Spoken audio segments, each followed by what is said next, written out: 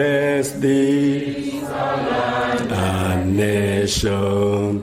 Justice be our shield and defender. May we dwell in unity, peace and liberty. Plenty be found within our border. And a prayer? Don't you pray for us? Okay, let us pray. Almighty everlasting Father, we want to thank you this morning. Thank you, Jehovah God, for the gift of life that you have granted us. Father, we have woken to this day. We have not paid anything, Jehovah God, but through your grace, we managed to be here. Thank you for this gathering, Jehovah God. Even as we begin, may your Holy Spirit guide us from the start until the end. In Jesus' name I pray. So, without much ado, ladies and gentlemen, I want us to realign ourselves to our program of the day and take this opportunity to invite Mr. Henry Ochieng to give his remarks and introduce the team from Kara. Thank you, sir. So, as you've heard, naitwa Henry Ochieng. I know I'm not new to most of you, or some of you, because I'm also seeing familiar faces. And I work at Kara. That's the Kenya Alliance of Resident Associations. So we are happy to host you here this morning as the organizer of this forum. And we have organized this platform with our partners called the Hanns Seidel Foundation. They're not here today, but they are part and parcel of this journey that we've had with them for many years. They've been our partners for many years, and we agree that we have this engagement with their support. But the reason why we are here today is because of a very important subject, and that subject is called security. And when we talk about security, this is something that affects each and everyone. Hata ile mtoto amezaliwa leo is affected by issue of security. Because if there's no security, then everything that we are doing in our homes, in our businesses, wherever we are, will not really make sense. Because we first of all need security for us to be able to even do business. We need security for us to go to school. We need security for us to live in our homes peacefully, without interruption. So security is a very important agenda that we all must be able to take an interest in so that we make our contribution. The security si kazi ya serikali peke yake. It is a joint and a shared effort. We all have a role to play on matter security. So as Kara, we decided that we are going to run a program called Usalama Mitaani program, which is basically looking at how we can be able to structure and strengthen collaboration between the police or the government and communities. Because at the end of the day, we must work together, both as community and government, to ensure that issues of security are being addressed effectively. Because pale tunaishi, tunajuana, sindio? We all know our neighbors, or most of our neighbors, and we all have information about what happens in our neighborhoods, in our estates. Tunajua nani anaishi wapi, nani anafanya nini, who is a good person, who is a questionable person. And mara mingi tukiwa na that information, and the experience has been, we are very reluctant to pass that information to the people who are supposed to take action, that is the police. And it is because of historical issues. The truth is, we've had a trust deficit between the police and the community for a very long time.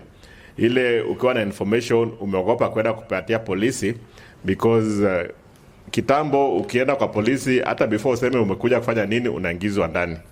But saa zingine pia ukienda, watu wengine wanasema wakipeana information, they don't know how that information will be used by the police. Maybe wanaweza sema so and so alipatia information, then the people come for you. So there's been a problem of trust between the community and the police, and that is what we are trying to address. We want to be at a point where we are working together seamlessly, we trust each other, na kama kuna shida, we are confident to take information to the right people so that they can take action. So Usalama Mitaani program was launched last year in Nairobi, and it was presided over by the PS for Security, Dr. Raymond Omolo, who presided over the first activity for Usalama Mitaani. And we did agree that now we move to various counties to make sure that we bring together the community and the police so that they speak in one language and they're able to work together in a collaborative way to ensure that our neighborhoods are safe, our streets, our estates are safe, and we are all making a contribution towards matters of security. So today we are in Kisumu for that particular agenda, and we do believe that the people in this room will be able to interact and be able to share information and share ideas so that at the end of it all, we can have some kind of clarity on what, for instance, ails Kisumu in terms of issue of security, but most importantly, what must we all do to ensure that we are contributing towards a secure and safe region and secure and safe county, and that is the county of Kisumu, because we want to talk about solutions. We all might be knowing where the problem is, but we are more interested on talk about what is it that we can all be able to do to ensure that we are contributing to this agenda of security. So that's essentially the context why we are here, and we do believe that the people in this room have the capacity, have the knowledge, they have the information to be able to share that kind of information, so that even as we leave this place, Madam Gisiri Nyamuhanga can be able to have some information that she can then be able to act upon, because yeye ndio representative of government, but it does not mean that she has the monopoly of ideas of what needs to be done. Kuna kitu tunaweza sema hapa, aseme that's a very good point, and we are going to action it as an office so that we can be able to move it forward in terms of solution. So that's the spirit, and that's the reason why we are here. And I welcome you to actively participate. I welcome you to share your ideas, and I welcome you to be as civil as possible, but also contribute as much as you can so that we can make this session productive. So to enable us execute that agenda, we identified a few guests who can be able to just give us some remarks generally, and then we'll go into a bit of details. So we have Dr. Boniface Otieno, who is here with us. Dr. Boniface Otieno is a community security expert. Now, he'll talk to us briefly about community security and how we can be able to be part and parcel of that, or how we can be able to use that as a platform to promote matter security. We also have with us Bwana Erastus Tindi. Erastus Tindi is from the private security sector, Kenya Security Industry Association. As we all know, we have the private security players who are also an integral part of issue of security. Most of our estates, businesses, neighborhoods are actually guarded by private security. And the private security at times become the first port of call when there's an issue. If somebody walks into an estate and causes a problem, the first person who take charge is the private security before you even bring the government on board. So we recognize the place of the private security providers, and we want them to be part of this conversation so that we can be able to talk about how do we also strengthen collaboration between the private security providers, the community, and of course the police, so that we are all pulling the same direction. So he'll also be able to mention briefly something along that line. We also have Bwana Charles Macau representing Ms. Flora Moroa, the Regional Commissioner, Nyanza Region, who was not able to join us, but we've even spoken with her on phone while we are here, and she's very, very much supportive and aware of what we are doing, and she'll get a proper briefing after this. Last but not least, we have Ms. Evelyn Nyamuhanga Gisiri, who is the Nyanza Regional Police Commander. She's here with us, and we appreciate her for creating time to be here. So I'm sure she's going to listen very keenly about what we are saying, but she's also going to tell us some of the things that HAUFIS is doing to ensure that we are promoting safe and secure region, and that is the Nyanza region. I'm sure she'll be able to talk about that. So that's the team that's going to talk with us about issue of security today. And like I said, we want to get as much as possible from this forum so that we can make better use of our time, but most importantly, come up with practical solutions that can then contribute to issues of security and safety in our region. So, ladies and gentlemen, I believe I've given the context of this session today, and I look forward to an interactive session. I look forward to listening to progressive and practical ideas and information that you can then be able to follow up on after this. We are not ending here today. After we are done with this forum, we are going to have actionable points that we are going to get from this forum, and we are going to share that with the relevant offices so that then can then be followed up.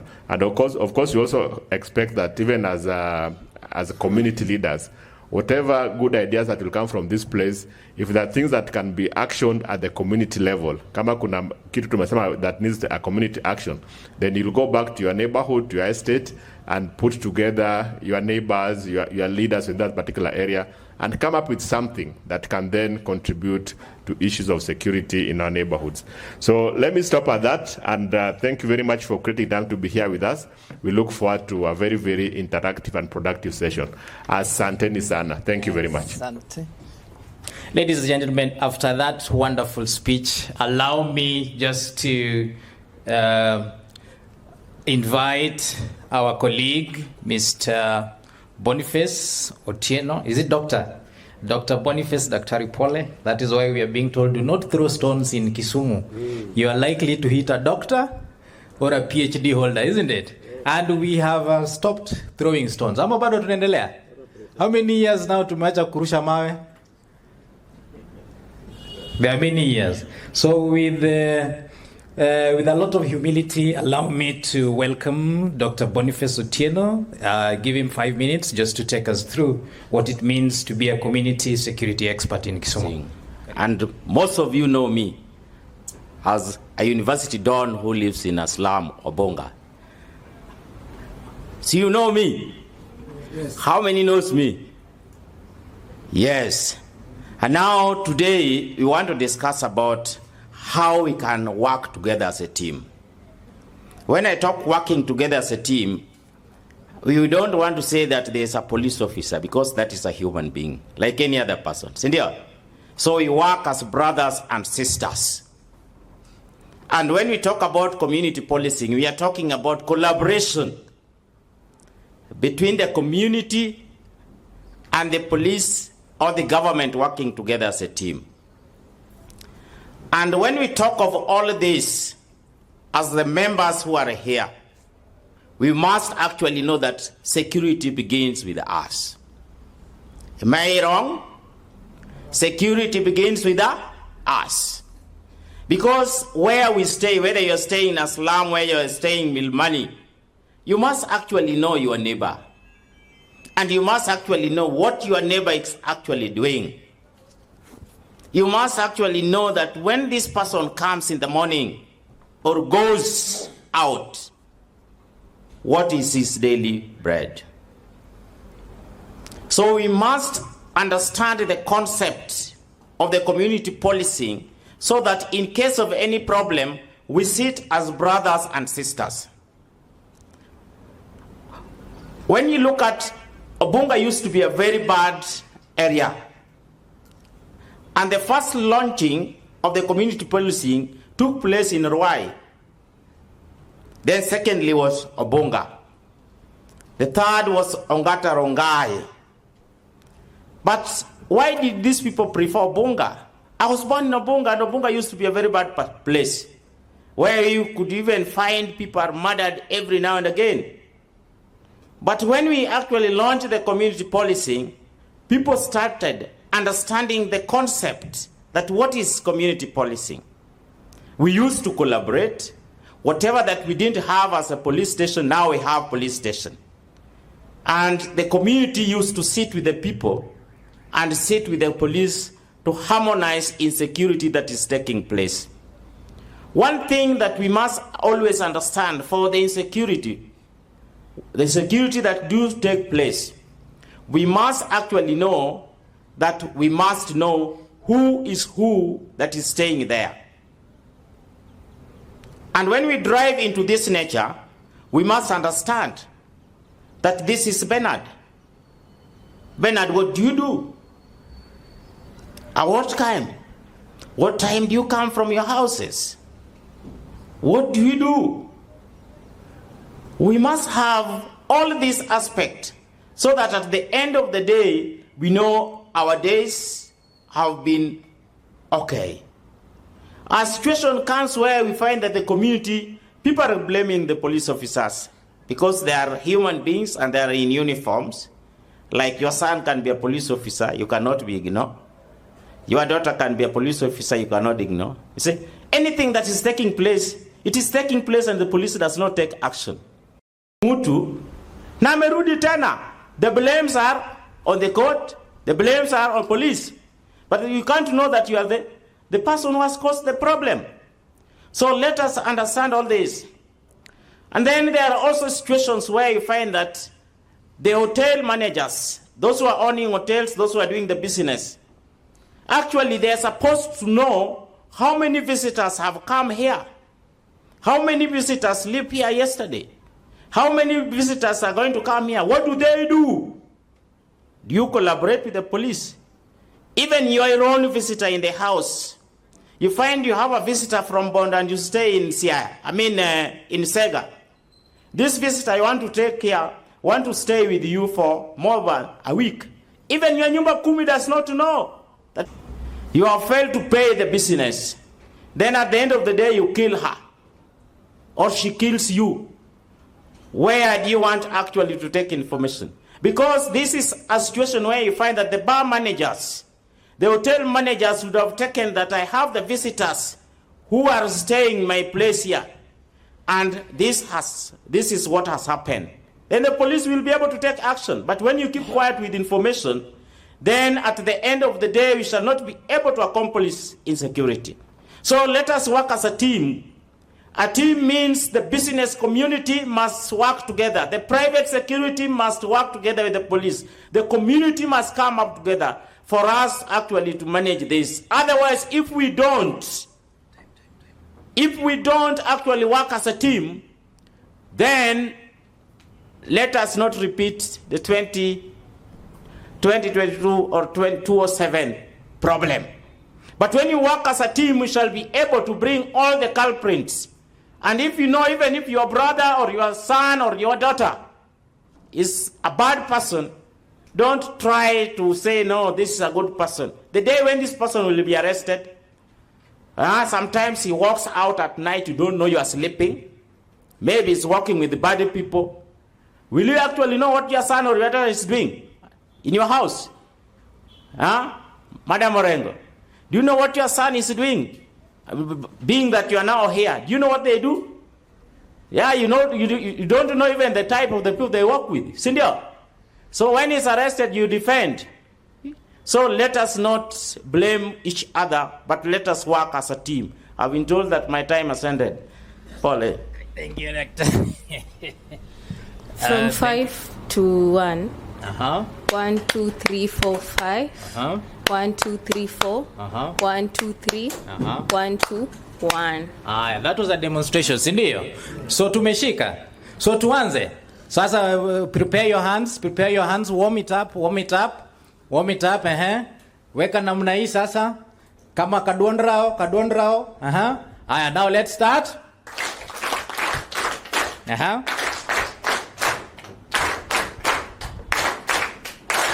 Thank you so much. Now, allow me at this juncture to invite Mr. Erastus Tindi, who is an expert and a representative in the Kenya security industry, to make a few remarks on their role as private sector security players in ensuring security is beefed up in Kisumu County. Thank you, karibu sana. Thank you. To me. Thank you very much. Good morning, ladies and gentlemen. I'm Erastus Tindi. I have been in the security industry, private security industry, for the last 3 decades. So I have a lot of experience, a wealth of knowledge in terms of securing our environment, securing our businesses, securing our homes. And most of this, we come from a background of house break-ins, a background of muggings when you walk on the road. We have disruptive noise like music. We have suspicious loitering, and we have poor patrol schedules. So wherever we are in our homes, wherever we are in our business places, our workplaces, we are all endangered in one way or the other. So it's important that we get to know that security starts with you and me. Before the police officer comes in, what are you doing for your own personal security? Before the neighbor comes in, what do you do for your own personal security? That we have all this knowledge in our mind such that when we walk out there, we get to know what is supposed to be done. The areas that we've been having challenges is that we are supposed to be guarding your premises, your business premises, your homes, your homesteads, but we have what we call perimeter protection, which is not helpful. You have a fence that cannot even deter a thief from entering your home or your house. So that gives us a problem. We have poor lighting systems. Whenever you have a home, ensure that you have enough security lighting system in your home, in your compound, where you work, because visibility is very important in security.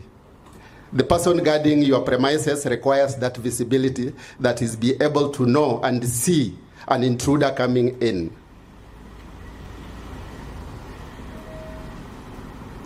We have visitors and management of visitors and traffic management of people moving in and out into our homes, into our offices. I was happy that when I was driving in this morning, I was stopped at the gate. I was given a book. I had to record my name, my telephone number, my car number, where I was going to, and all that, and I was directed. Do we do this at other various places where we work, where we stay? Some of us just employ the security officer to be a gate opener. His work is to open the gate for you when you're driving out and when you're driving back. That is not enough. You expect to have a security that will be able to deter, to detect. It's supposed to be a deterrence, such that if your neighbor is attacked, the security is already alert that a neighbor has been attacked. He has pressed the alarm. He has ensured that all is done in terms of response services. We have issues with when thugs get into our homes. We had a recent incident whereby a thug went through the perimeter wall, a homestead that has a residential unit that has 3 homes, walked past the first home, the second home, the third home, climbed in and gained entry through the rear window, kitchen window, walked into the sitting room. The owner of the house was sleeping upstairs, made away with a 75-inch Samsung television, a JBL, speakers, and the customer left the door keys hanging on the keyhole of the door.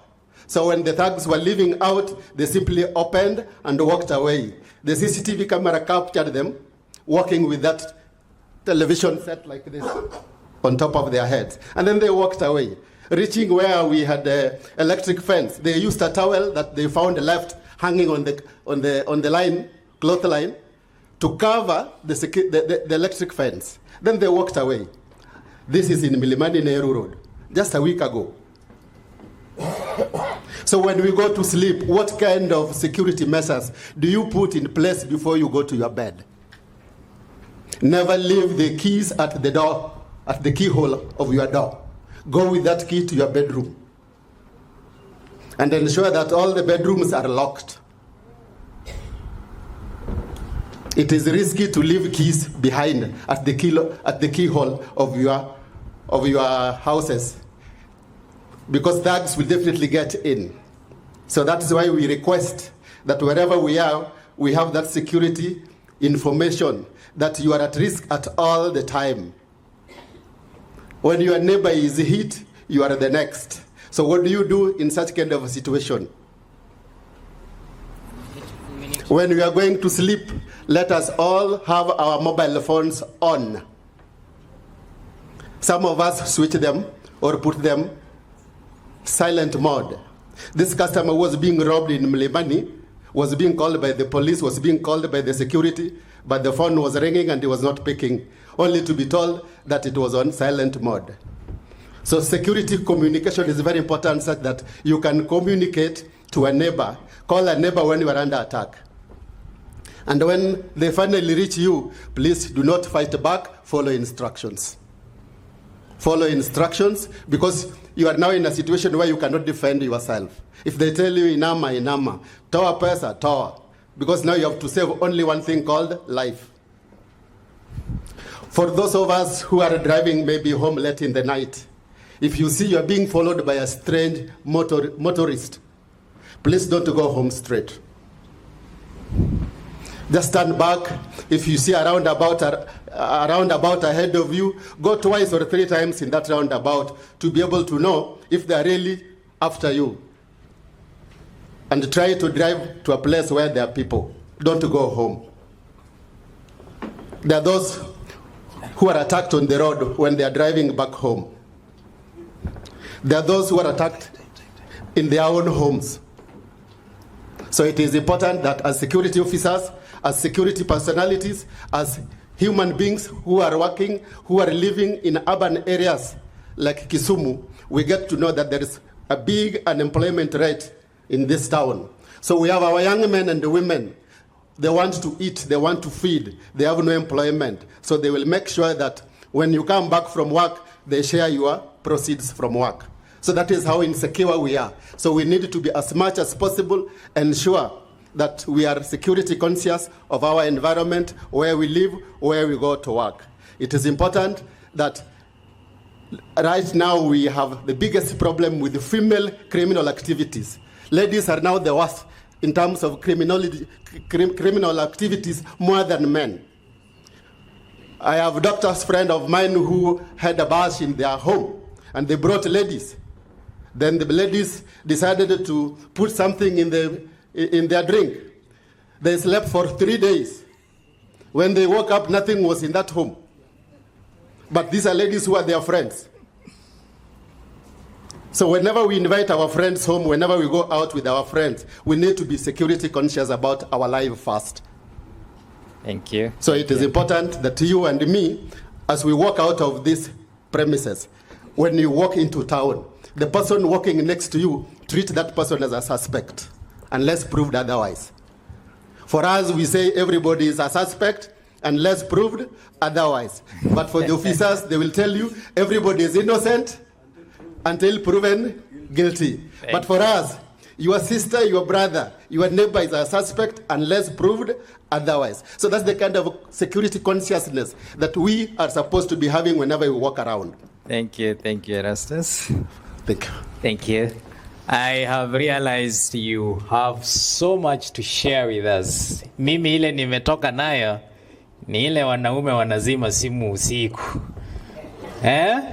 Why are men not switching off or putting phones on silent at night?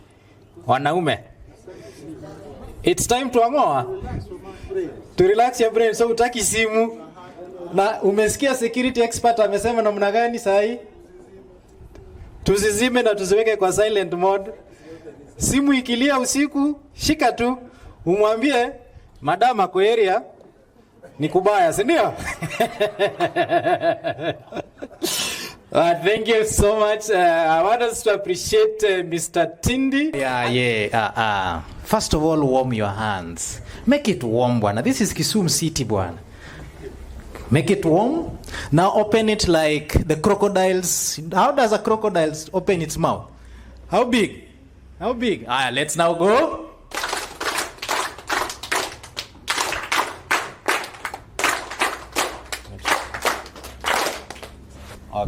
Thank you. Thank you. That is very much. Now, in line with our program, allow me at this juncture to invite a representative from the Office of the Regional Commissioner, Mr. Charles Macau, to make 5 minutes. Make it 5 minutes at most, because there is still a Q&A session where your bosses, these are your bosses, these are the people paying your salary, they will ask you questions. Thank you, sir. Asante sana. Good morning. Hamjambo? Mumechoka? Oh, bado. Sawa sawa. I'm Charles Macau.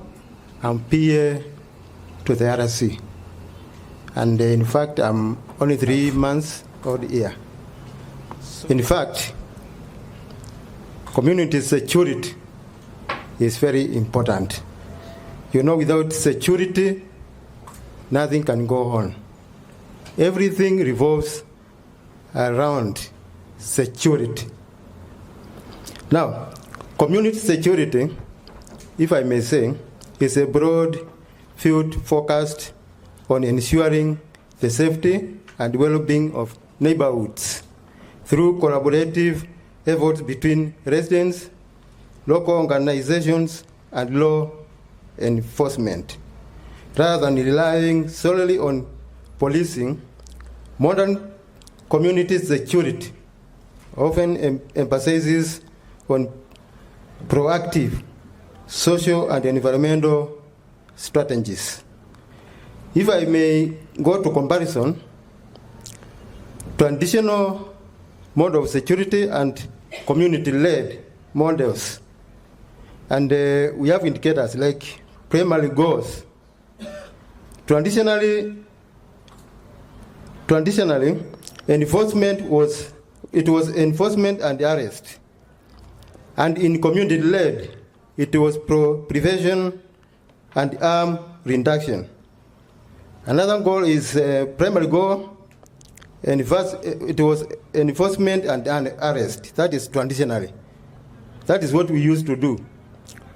But after community-led security, there is collaboration with residents and other agencies. Another one is a feature of authority. That is top-down, which was done traditionally.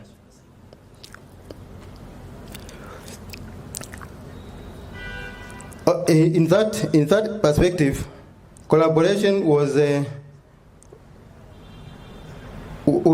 there was collaboration in residents. Effective community security relies heavily on social capital.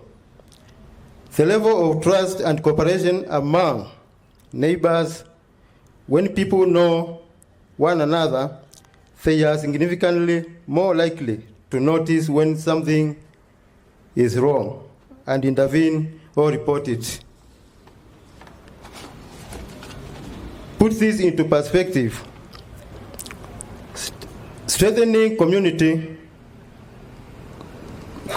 government collaboration in promoting security and public security in Kisumu. Strengthening community and government collaboration in Kisumu has transitioned from a period of tension and a more conservative and stable security environment. There before, security was done traditionally and it led to tension. Now success in maintaining peace during high-profile events have been credited to direct dialogue between security agencies, transport operators, and traders rather than use of force. So you see, by use of community-led security, we have addressed many challenges. The current perspective on enhancing this collaboration focuses on the following key pillars. Integration of smart technology and surveillance. The county is moving towards a smart city security model to bridge gaps in physical patrols. That is, when we don't have enough security officers to do patrols, we can always rely on smart city model, which has been installed by the county government and which helps in ensuring that there is security in our streets. The other pillar is formalizing grassroots partnerships. Neighborhood watch programs. Under this pillar, there is neighborhood watch programs. Police are working to empower community groups by integrating them into official neighborhood watch. Under this pillar, we also have Nyumba Kumi and Barazas. And as you are aware, all administrators hold monthly public barazas where security issues are discussed. That one I'm sure you are aware. And by use of these monthly barazas and Nyumba Kumi initiatives, criminals can always be identified. And also the other pillar is addressing thematic security threats. Collaboration increasingly focuses on specific social vulnerabilities that traditional policing often misses, where collaboration between the county government and the national government are focused on establishing community-based gender protection centers and strengthening rescue centers for survivors. Still under this pillar, we also have border registration and monitoring, whereby those who are behind borders are usually screened. The other pillar is addressing structural drivers. That is, a growing perspective among leaders is that security cannot be achieved through enforcement alone, whereby if the population is left without economic empowerment, they can usually turn to crime. And this one is addressed through youth empowerment initiative targeting unemployment and drug abuse through sports to keep youth engaged and away from petty crime during holidays. I think I am through, unless moderator. Asante sana. The questions are coming after this. Thank you so much. We are just quickly going to appreciate. Tufungue kama Donrao kubwa tena, ongeza kidogo. Haya, wachilia.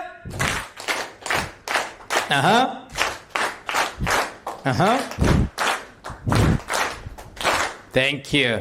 So at this juncture, with a lot of humility, ladies and gentlemen, allow me to invite our regional commander of police. And one thing, I don't want us to kukaribisha yeye especially because yeye ni mama yetu.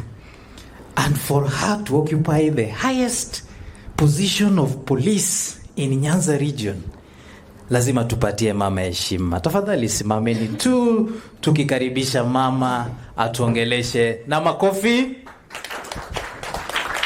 Asante sana madam. Karibu sana. Ongea na hii watu yako.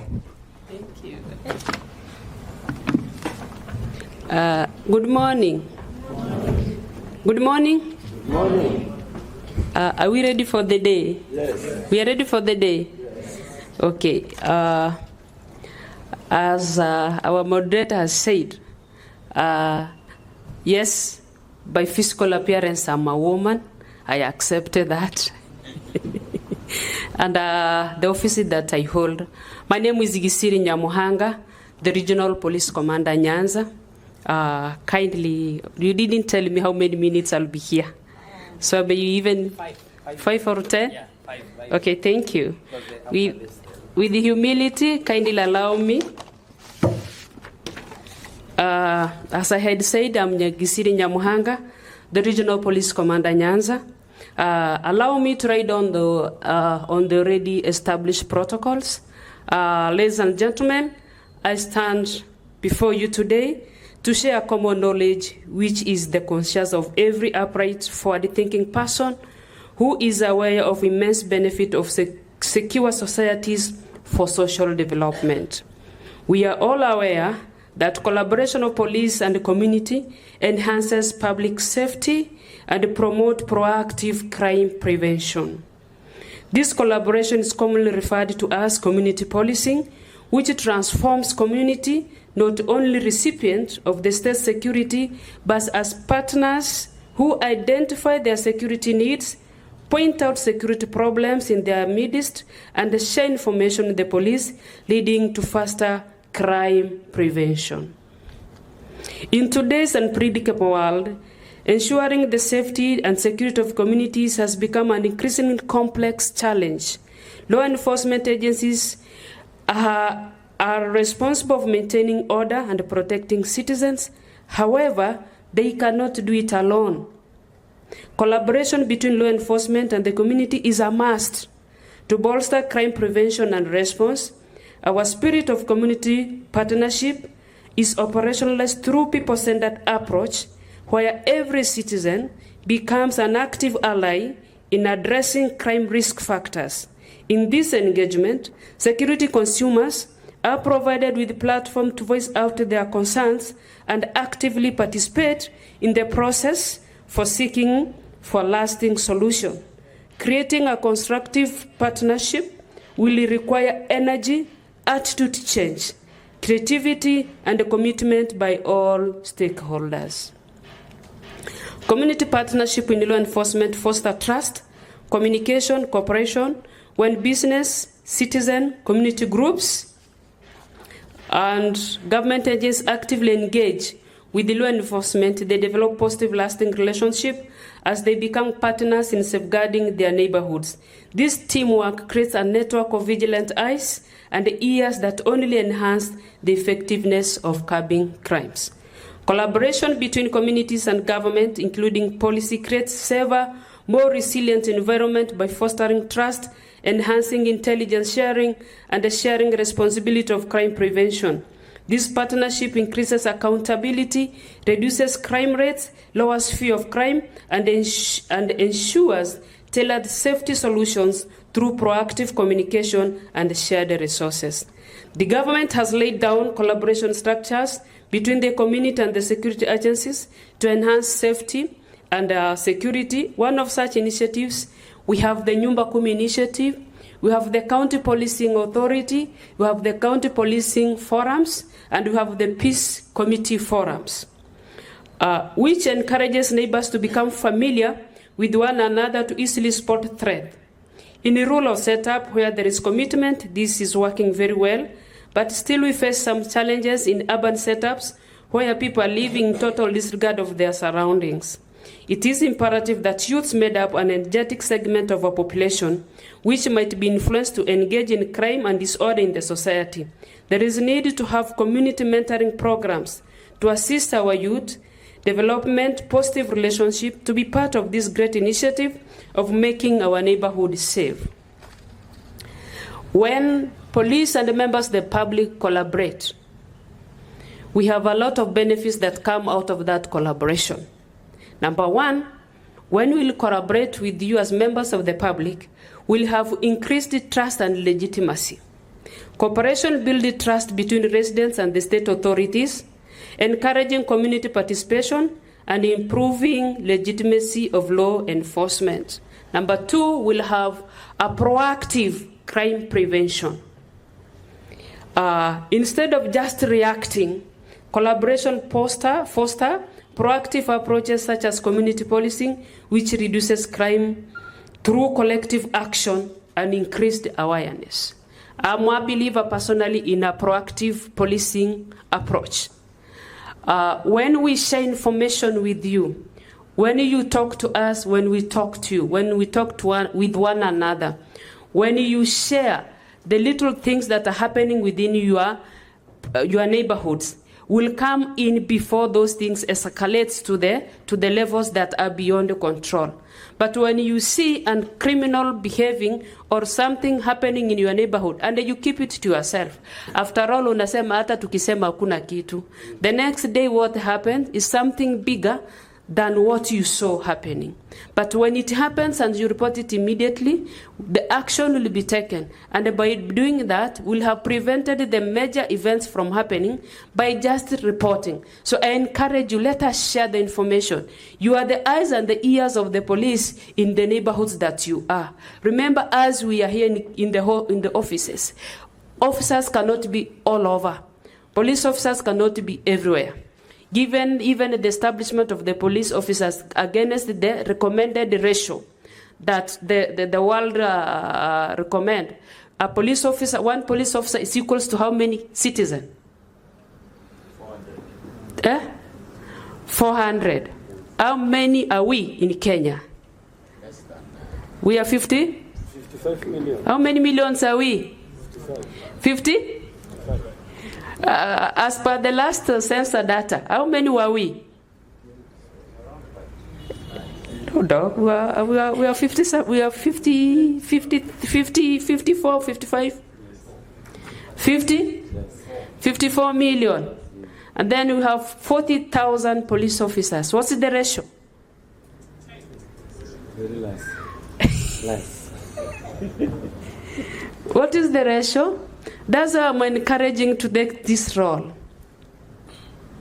Be our first police line. 1,000 per one officer. And the recommended ratio is 1,000 against 400. Yes. But here we are, one officer manning 1,300. So I'm surpassed with how many? Almost double of the number, right? So that means they cannot be everywhere. So it's you people that we really depend on you. And how can we collaborate? How can we come together? As Dr. Aro said, we be a team and we play this game together as teammates. I encourage you to share information because I usually tell people, like I yesterday had a meeting. Remember, these police officers were not born and bred in Kisumu. Who are the people who are born and bred in Kisumu? Ni nani wamelelewa na kuzaliwa Kisumu? Ni nyinyi. Kisumu ni ya kina nani? Who are the Kisumians? Who are the Kisumians? Is you. So these police officers are just here on a short period of time. So the problems that facing Kisumians, who should come with solutions? Who should come with the solutions? Who comes with the solutions? Who knows the culture of Kisumu people? Who knows the culture of Kisumu people? Is you, the residents, right? The officers only come to assimilate themselves, but you are the owners of your own culture and traditions. So that means you have to own Kisumu first, before even the police officers own it. Because after all, you officer, allow me just to ask this question. How many police officers those have interacted? How many police officers have you interacted in Kisumu? With so many. They come and go, right? Today I'm here as the regional police commander, but tomorrow you'll have somebody else. But you'll remain as the chairman of Kisumu Business Association, right? You'll remain as a resident of Obunga. You will remain as a resident of Manyatabi.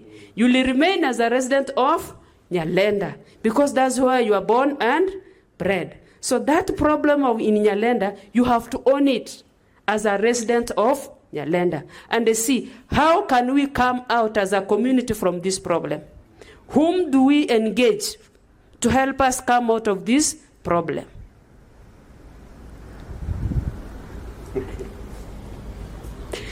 Number three, when we collaborate, when we have that good working relationship, it will enhance information sharing. I know if I'll ask you now, utasema tukiambia polisi watatuuza, alafu baadaye hiyo watu wanarudi mtaani, wanaanza sasa kutu-threaten. But as much as you fear for that aspect, the National Police Service has established a platform where you can confidentially share information in relation to security without being identified. Ni wangapi kuna platform inajuli? Ni wangapi tunajua platform? How many do we know that platform? What's the name of the platform, sir?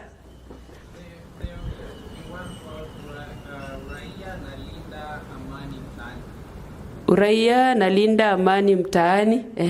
Sir, what is yours? It's the same one. Anybody else with a different one?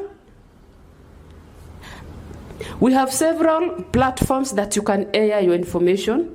If you feel sharing physical information with a police officer within your vicinity you have doubt about it. We have fichua kwa DCI. Ni wangapi tumesikia hiyo? Fichua kwa DCI.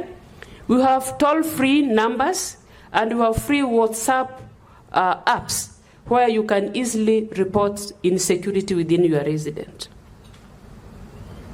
So I want to challenge you, please don't fear.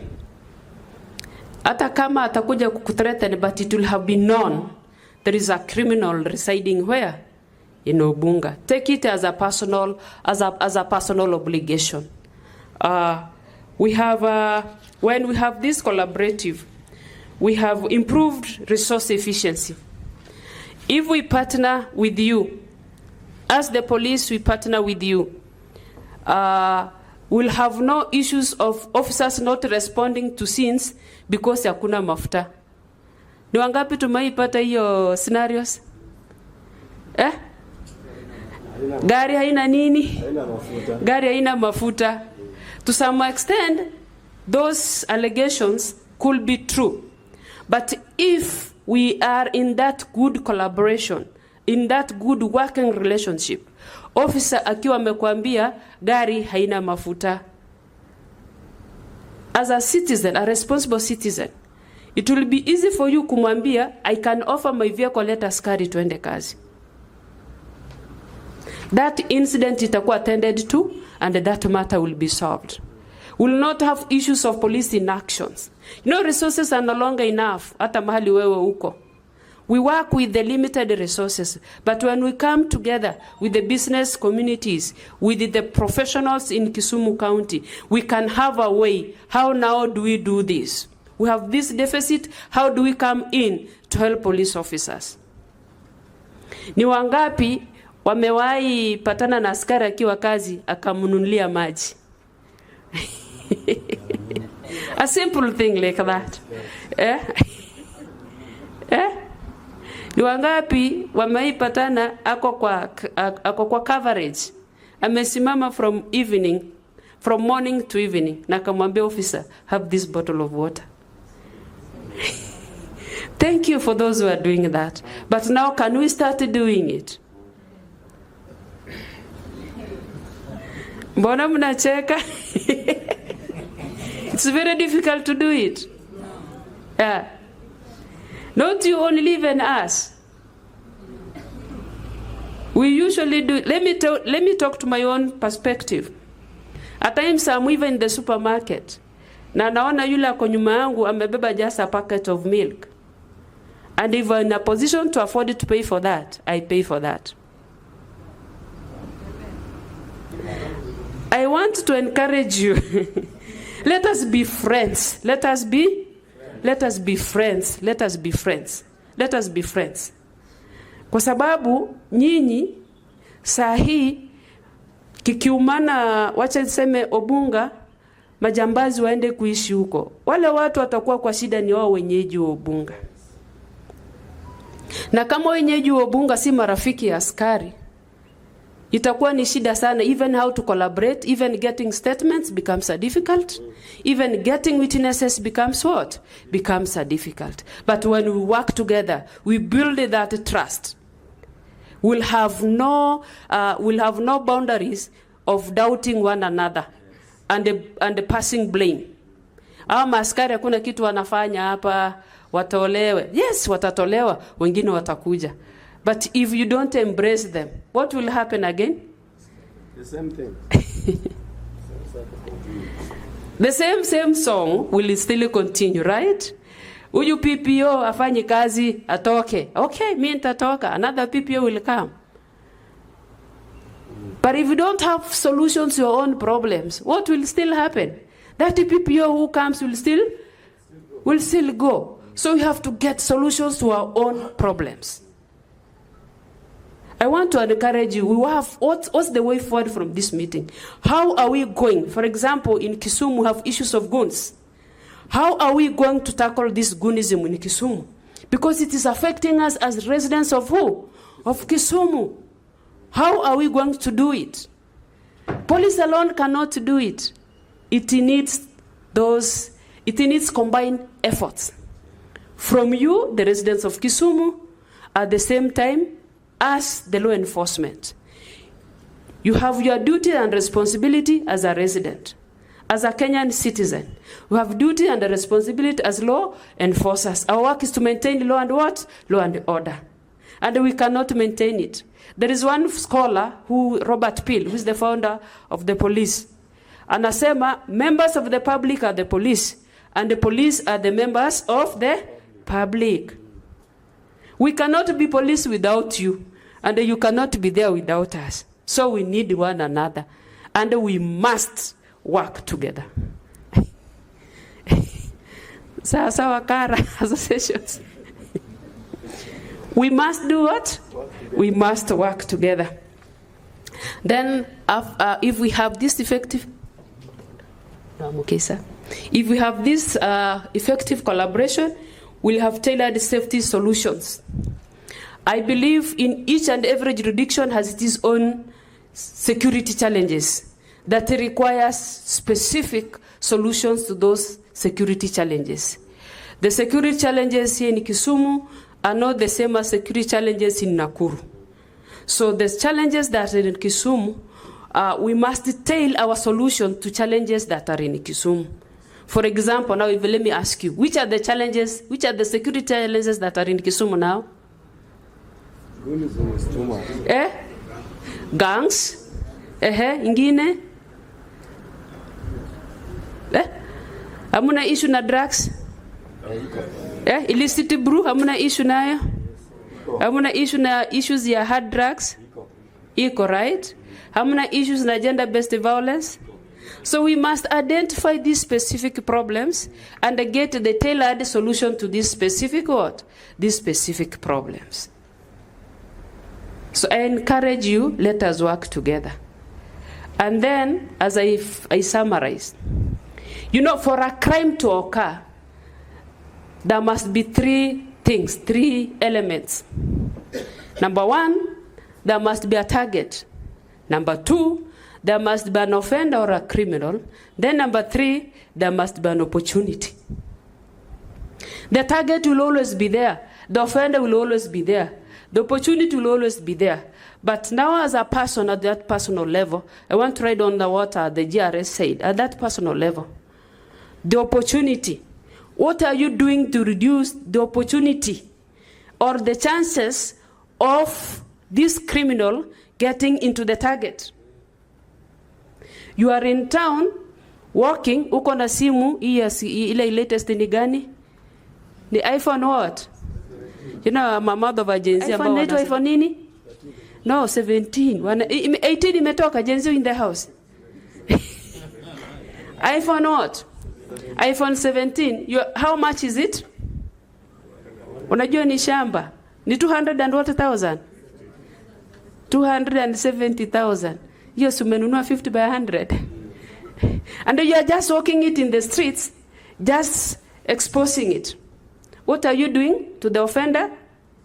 You are creating an opportunity for him to do what? To snatch that phone from you. But if you don't produce that, if you don't give that opportunity, by making sure you are securing that iPhone either in your pocket or somewhere where you know yourself, it will be very difficult to offender to do what? To know that you have an iPhone 17, na wakuwekea nini? Ambush wa kunyang'anya. And if you want to enjoy safety, you must invest in security. You are a business partner here, but in your business premise, there are no CCTV. You are a business person here. Ile mtu natafuta as your watchman ni Masai mwenye hata hajui Kiswahili. What do you expect? I'm sorry to say that. Sorry, I'm not being tribalist. But he's a person who even cannot read and write. What do you expect? We are talking. What do you expect? Serious lapses, right? Serious lapses. But if you get somebody who is trained from these private security firms, this person knows, for me to allow a guest or for me to allow a visitor, these are the items I need to collect from this visitor. 1, I write his name. 2, I write his ID card number. Number 3, I write his area of residence. I write his time of arrival and his time of departure. So if you don't do that, and that's why unapata, and then again, just a common one. The people who employ house managers, we go, unasema tu, mi nataka msichana wa kazi, niko nae. You don't even go deeper of getting the background of this person you are employing. Kesho anaanza na wewe, anakudunga kisu, anakunyonga, anarepu mtoto wako, amekuiba. Tracing this person becomes what? Because you provided that opportunity. But if you could harden by ensuring you know this person, by making sure you have his background check, umeenda mpaka kwao, unajua mpaka kwao. So in case of anything it happen, you just trace back. So let us harden the targets that you usually have. Wewe unaingia kwa nyumba, you don't even bother to check whether the windows are closed or not. Umeenda straight kwa kitanda. And then the house breaking happens. This person gains entry through the window. You cannot tell whether the window was closed or who created the opportunity. Who created that opportunity? Is you. So take that personal responsibility. At that, others will always be there. The target will always be there, and the opportunity. But now, how you do, how you harden your target matters a lot. How you harden your target matters what? Matters a lot. When ni mtu wa hoteli, how do you do it? How do you allow people in and people out? Matters a lot. How do you have records of your clients? Matters a lot. We've been having issues with A and B business people here in Kisumu. You get somebody comes, even an underage, and see it is business, right? I'm a book room for 3 to 2 days.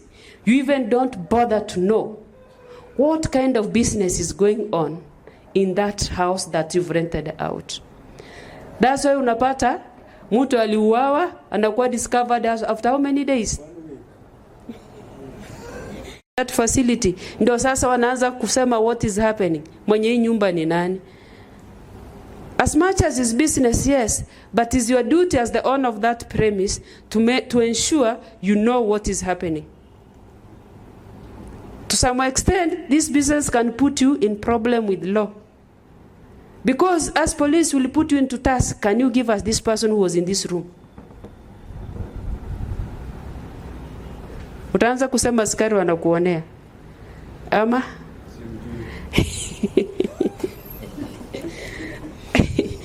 Utaanza kusema askari wanafanya nini?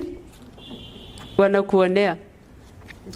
When we have a working, collaborative relationship amongst ourselves, we'll have accountability and transparency. Because we'll have no excuses. Because you are there to help us. You cannot say we didn't have information and yet you gave out the information. So we will be held accountable. We will be held accountable to you because you are there for us and we are there for you. I just want to encourage you. Let us own this problem before the police owns them. Then let us have tailored solution to the problems that we face as people of Kisumu and as people of Nyanza. Thank you so much. Looking forward to have a safer Kisumu city. Asante sana, madam. Asante sana. Thank you. Thank you so much. Love us, isn't it? Sasa hii mapenzi tunaenda kuilazimisha mpaka ifanyike. This is the only time I think the law will allow us to legally force somebody to love somebody. And I think Madam has outlined it so well, and he has said that let us make ourselves a hard target. Let us play hard, eh? Men, now understand why umejaribu, umetuma fare na inakulwa, because she's playing hard, eh? Isn't it? So now with our security peer, we are now going to play? We are going to play hard target. Let us not create opportunity for the offender to be there. And if we go by the words of Mr. Tindi, in the security sector, everybody is a suspect. So everybody is an offender, eh? Yeah. Everybody, you are either an actual offender or a potential offender. So everybody is a suspect in the security situation. So ladies and gentlemen, allow me to now finally appreciate the senior most police officer in Nyanza region. Tunampatia factorials ngapi? Tumpatie ngapi? 6. Tumesema 6 because Nyanza region has how many sub-counties? Counties. It has 6 counties. So let us give Madam 6 factorial to appreciate her comments. Warm mkono. Aya sasa panua, fungua kabisa, nyorosha, achilia.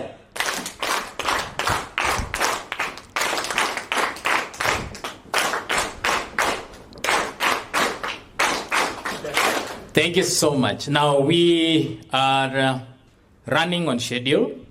So we only have 2 more transactions to do for today. And allow me, I've been permitted to breach protocol, procedure kidogo. I want us to, watu wazee, watu wakubwa kukaa nao ni ngumu sana, si ndio? Sasa na imesema wacha tu stretch kidogo. We take a maximum of 5 minutes. Then we come back and we transact. We will invite all the speakers here so that ile swali ulikuwa nayo, please, I will restrict it to only 1 question so that everybody, at least each and every table, can ask a question. So ile swali uliweka chini, please go and prepare it, refine it. So without much ado, ladies and gentlemen, allow me to invite to the front seat our first speaker of the day, Daktari, who is a community expert. Please grab a seat at the front. I also invite Mr. Erastus Tindi. Kindly grab a seat at the front. I also invite the representative of the RC, Mr. Charles Macau. Kindly grab a seat at the front. I will also, with a lot of humility, invite our regional police commander, Madam Evelyn, to the front seat. Now, ladies and gentlemen, You heard them speak this morning. And it is now time for us to ask questions. When you're asking a question, please direct it to a specific person. Usiseme tu mimi nauliza, serikali inaweza tusaidia. By the way, who is the government? We are the government, sindio? So please, when you're asking a question, direct it specifically. Kama ulisahau jina, sema huyo amekaa katikati, ndiye anataka nijibu hiyo swali, sindio? Kama ulisahau jina. But currently, when you're asking a question, I will do 5 rounds on this side. On the right, I'll pick 5 questions from this side, and we will note those questions. So nani akona swali from this side? Nani akona swali? My name is John Ogua. Yes, we can hear you. My name is John Ogua. I'm coming from Otonglo. Let me first and foremost appreciate my presence in the gallery this morning, and also to say much thanks to our speakers who have just spoken. They really touched my heart. Yes, Swali. I've got 2 short questions. One, the 2 questions go to Dr. Otieno. One, how often do you take the forums to the people between 13 to 45 years? Do you take forums to the younger generation? The second one, how positive is the security outcome in Ruai, Ongatarongai, and Obunga, now that you took your first forums there? Are there some positive changes? Thank you, sir. Good morning, the panelists. Bose James is my name. I represent civil society organizations. I said I represent civil society organizations. And my question goes to Madam Commander. Your force, nearly 80% of the time, they are reactive. They are not proactive. You're asking us to be friends with the police officers. How often are they friends with us to tell us what the law requires? What has informed my question? Sometimes you can get a criminal, get them apprehended, hand them over to the police. But no officer tells you that unless you come to give witness, the criminal will walk free. So most of the times you find that it is out of ignorance. So my question would be how often, or how generally, what can you do about the officers now being our friends and schooling us a bit on what the law says and what we need to do? Thank you. Thank you. Good morning, team. My name is Orlando Henry from the Chamber of Commerce and Industry Kisumu chapter. My question is on anonymous reporting. Would you be able to direct it to who? I'm directing it to the commander, okay. Madam Musiru. Sema to commander. Atasikia. Would you be able to get enough evidence if somebody reports anonymously? And 2, you were asking us that if the police officers maybe could be asking for fuel, then we can offer our cars or our part of facilitation to help in apprehending the criminals. What then happens if in the process I loses my car? Thank you. I hope it's clear. I'm closing this. Eko Daniel from Obunga Informal Settlement and a member of Obunga Resident Association. I'm also a peace champion in Kisumu. I just wanted to ask my brother Boniface if he can share with us the role of which community or policing, which is known by Nyumba Kumi, can play in improving insecurity in Obunga. Thank you. Thank you. One last. Of Obunga. Though these days I sleep in Migosi, I was born and brought in Obunga. My question goes to Madam Commander. In Obunga, there is this menace of illicit brew and crime. There are a lot of criminals and there is also illicit brew. Which one do you prioritize in fighting? Because I look at the police, when it is the illicit brew, they move very fast. And when it is a matter of crime, they hesitate. Which one should we fight first? Thank you. Thank you. I have seen the questions are only directed to Professor and Commander. Professor, I'll allow you. When we use the community policing does not have the funds. That is what I'll actually say that, but we rely on organizations that have funds that can organize something like this. But when we used to have the funds from other organizations, then we used to have activities between the police and the community working together. That means we could create spots between the police and the community, and that brought the people together. One thing also, we must also say that we also went to other schools.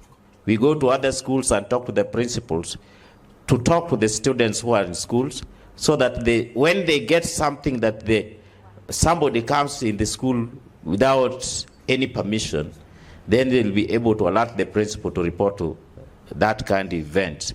But I think if we cannot always rely on funds, but we can start these activities by bringing the 15 years to 45 years working together, the police. We can even do cleanup, we can even play football, we can even, all the activities that can bring us together for the sake of crime prevention. Then we said about Ruai, Obunga, and Ongata Rongai. This positive is lack of finance.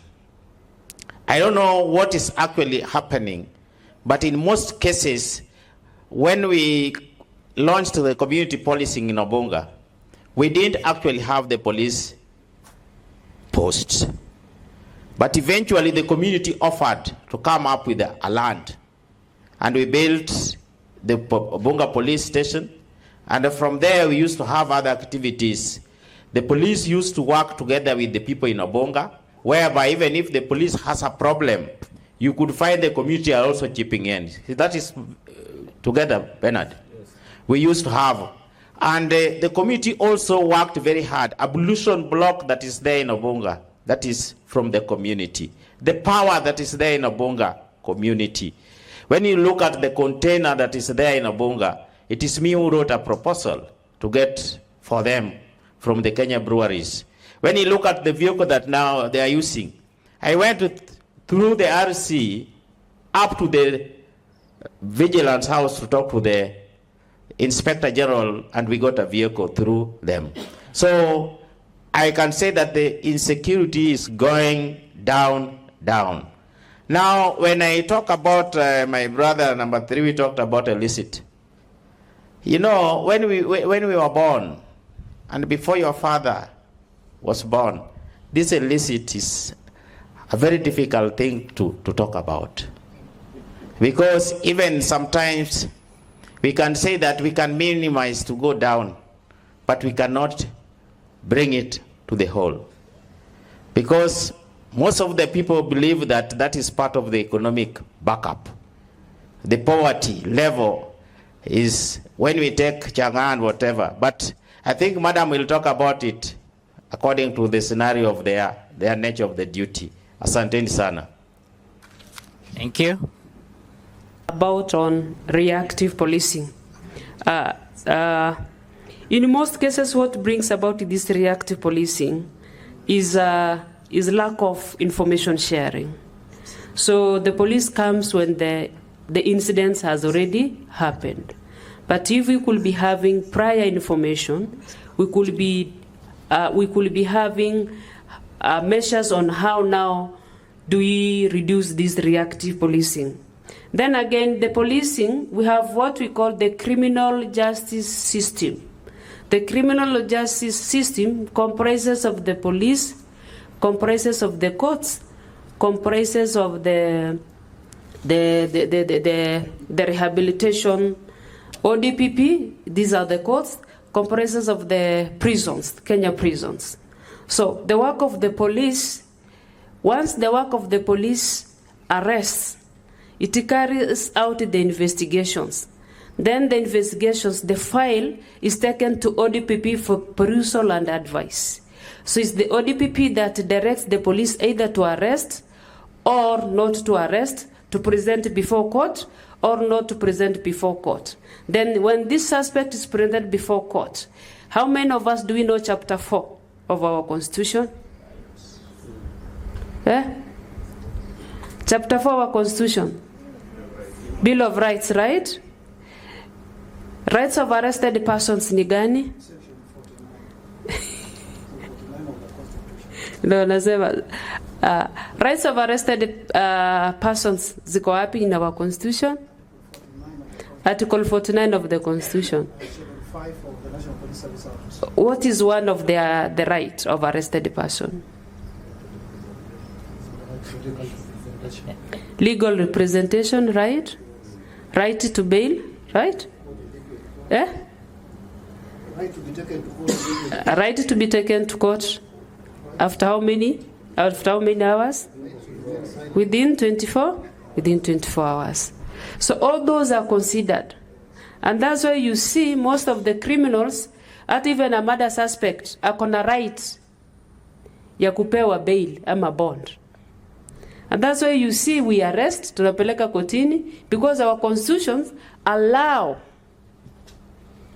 the court to give either bail or a bond to this person. Anapewa, anakuja akifanya kesi akiwa nini? Akiwa nje until the case is heard and determined. And that's why unaona tuko na hii malalamiko ya kusema wanashikwa wakiachiliwa. It's because our constitution allows that. And then you ask about on information. Watu wengi wanasema ukitaka kunyima wa Kenya utajiri ifiche ndani ya in the writings. Let us have a tendency of knowing what is happening, which are the current laws that has been passed by our parliament. Which laws governs you? I want to encourage you through the Ngao team, through our assistant chief and the chiefs. They usually conduct their barazas twice per month. And that's where you get to know what the government is and what are the policies and the guidelines of our government today. How many do we attend those barazas? I want to encourage you, get in touch with the local administrator within your jurisdiction so that when they have such meetings and forums, you are there, you to hear and also voice out your concerns to the government. On issues of anonymous reporting, in the National Police Service, we have an independent department called Director of Criminal Investigation. Their work is to conduct investigations and prosecute. So the moment you report, the department will conduct investigations. And the investigations involve establishing whether the incident reported is true or not. So if it is true, then the investigations starts from there.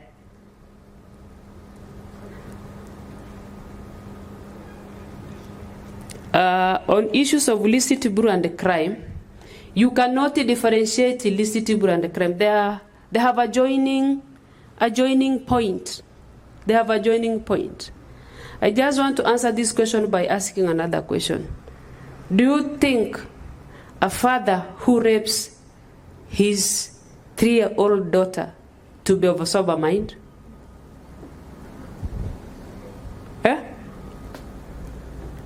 Yes. Of sober mind? I mean to be of a sober mind, ama to be under influence? A normal person, a normal father raping his biological daughter of 3 years. Is it normal? Is it normal? So that tells you what? This man To some extreme, anaweza kuwa alikuwa under influence. Influence of what? Influence of either alcohol, bangi, na heroin. Siri ni ukweli? So when we have illicit brew, in fact, the rate of crime goes higher. It goes higher because, and that's why unapata this person cannot, awezi enda kupiga mtu akiwa ako soba, anatafuta changa. Changa ndi mfanyie nini? Inimpatia moral na impatia that courage. Have you ever asked yourself this question? Uko na neighbor mlevi, lakini hawezi kukutukana akiwa mlevi, anaenda kunywa ndio akuje kukutukana. Ni wangapi ametukana? So it is a premeditated thing, anakupangia akiwa sober, but because of the lack of that courage ya to face you being sober, anachukua defense ya ulevi, anaenda anakunywa na anakuja kufanya nini? Kukupea maneno. How many of us women tunapigwa na our husbands and then they blame it on, wanasema nilikuwa my dear, nilikuwa mlevi, please forgive me. Does ulevi direct him to beat you? So there is an annex of illicit brew and drugs and crimes. So we must fight both. We can't say let us fight illicit brew and leave crimes, because if we leave crimes but I will encourage you, if we have a strong fight, a sustained crackdown on illicit brew, we definitely will have a reduction of crimes in our jurisdiction. Thank you. You're done? You're done. I want to imagine all the questions that arose from this side have been satisfactorily been responded to, unless there's a concern. Thank you very much. There is a concern. Commander. The commander. Yes. Yeah, I don't know what happens when you go to the police in their working space. They wear different faces, but when they come in such forums, they are very sober and they talk very nice things. So I don't know. I was just getting concerned. Is it part of your training that when you are there, you are different, but when you interact with us, you are also you change colors? I don't know. Wait, is it part of your training?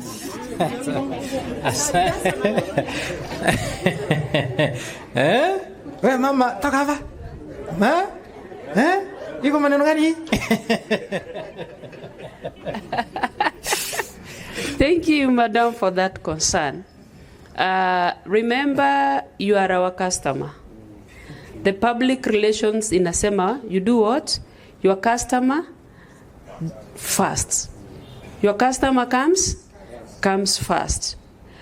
We are not trained to have two faces. We are trained to serve you as our customer, as our employer. Remember, what the government pays me comes from you through the taxes that you pay. So you have a right to demand to get good services from me as a police officer employed by the government to offer services to you as members of the public. Unless maybe useme there was a certain incident, a particular one, so that we can look into it. But, and then again, unajua tuko na ile the perception. Polisi ile kitu atakuuliza unatoka wapi, unaenda wapi, wewe ni nani?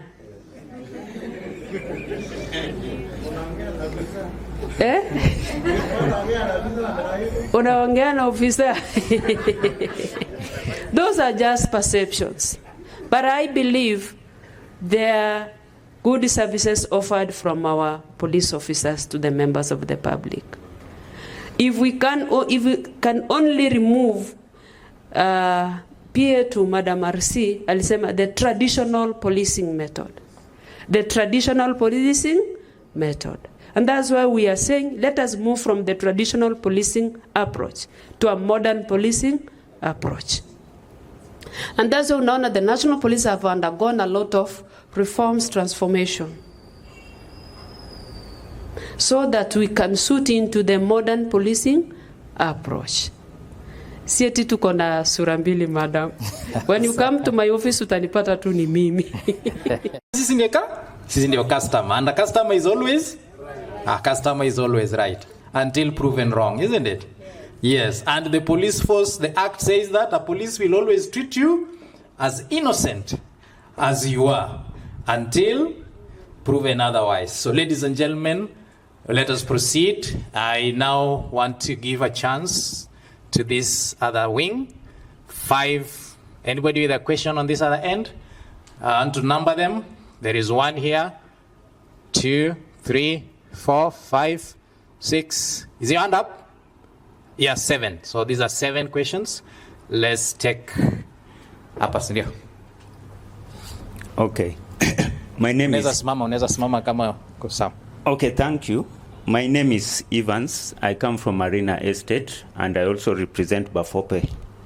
I just wanted to know from the commander and Mr. Charles Makau, what is it that is done differently to make the public barazas to be effective? Because I think they continue to operate in a traditional way. But if there is a way that they can undergo some transformation to inculcate new thinking, or even the new generation like the Gen Zs, then I think the public barazas can be very effective. The same also applies to the peace committees. I think the peace committees, what are you doing so that we can have successive leadership? Because in those peace committees, we have been having members who have been sitting there for long, as much as 10 years. Such a member cannot have a new thinking. So what are we doing so that these committees can be effective? Thank you. And allow me to reassign that question to the PA to the RC, because that falls within his jurisdiction. Madam, you are now exempted. Okay, good morning, ladies and gentlemen. My name is John Odeka Chacha. I'm the chairman of Mamboleo Junction Neighborhood Association. My question is about some of the activities that are being established in areas which are marked as residential areas according to the planning of the city. And in our area, we now have things like clubs. There's a big club which is being established. Actually, it is in testing phase. It is just about to start operating in a big way. During the testing time, it caused a lot of noise, and we raised the issues with the NEMA, and at least the noise is being controlled. But the problem of the influx of strangers coming to that particular area and affecting the environment is one of the issues which make us be afraid. Another thing is we have some activities like maybe a filling station being established in a residential area. The other risk of maybe fire or something like that. Thank you. Asante. I think that also still falls within the RC. Eco Club, but I'm also a resident of Mamboleo. A club is coming up, a very big one, and is concerned that that is a residential space. And also petrol stations are being put up in residential spaces, creating the risk of fire. And now the club is also going to bring new strangers in Mamboleo Junction. Mr. Charles, umepata hiyo swali? Because that falls within your yeye ni kuenforce, wewe ndio una authorize. Mimi najua because mimi nishakuwa na bar. There was a hand here.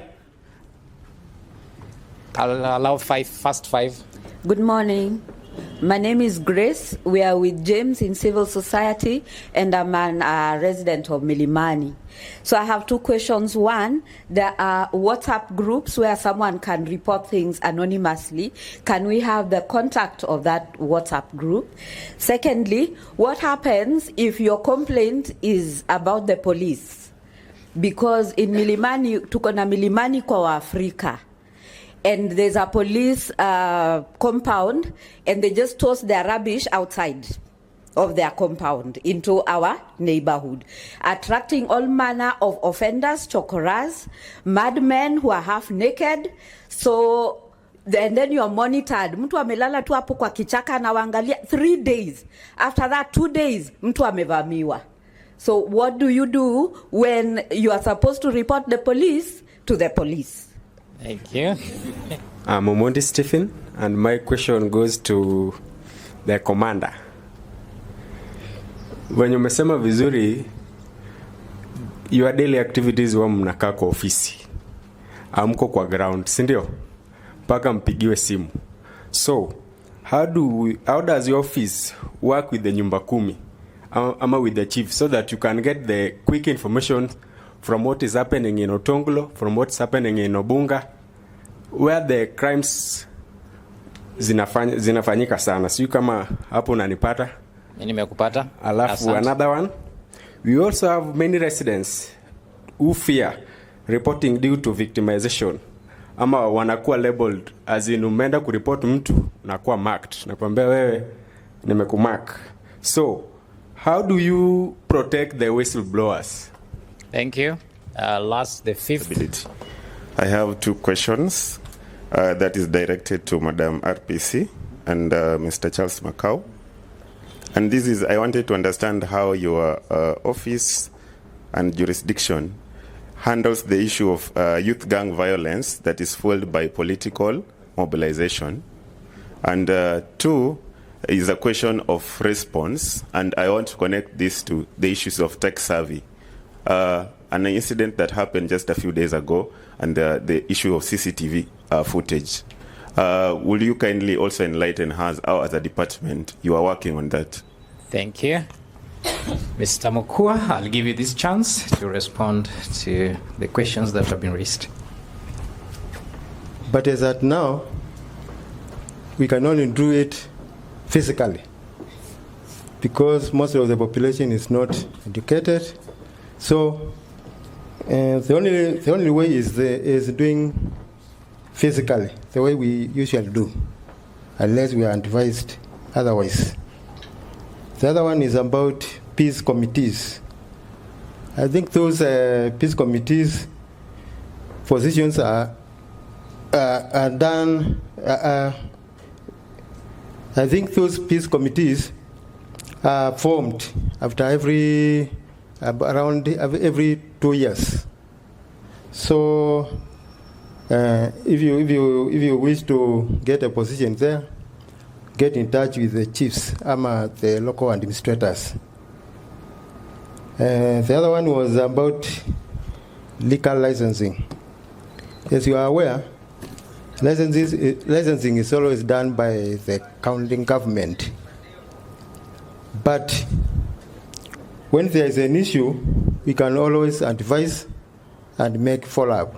So if there is an issue, you can get in touch with us and we will do the necessary. The other question can be handled by the county commander about the hooligans among gangs, by the politicians. I know you have the muscle to do it. Karibu. Before I respond to issues of Goonism, the gangs, allow me to respond to Madam Grace's question.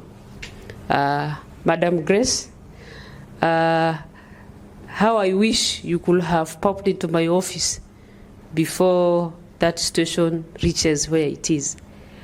I want to take action from here. However, we have oversight bodies that oversight police performance. We have bodies like the Internal Affairs Unit. We have issues like IPOA. So if an issue is about a police officer, you are mandated as a citizen to report that officer to Internal Affairs Unit, to the IPOA, and to the immediate boss of that police officer. So when the boss fails to take action, you have an option, either to report the matter to the Internal Affairs Unit or to the IPOA. Madam, umepata jibu? Okay, Omondi Stephen, I said we don't work from office. What I said is we cannot be everywhere.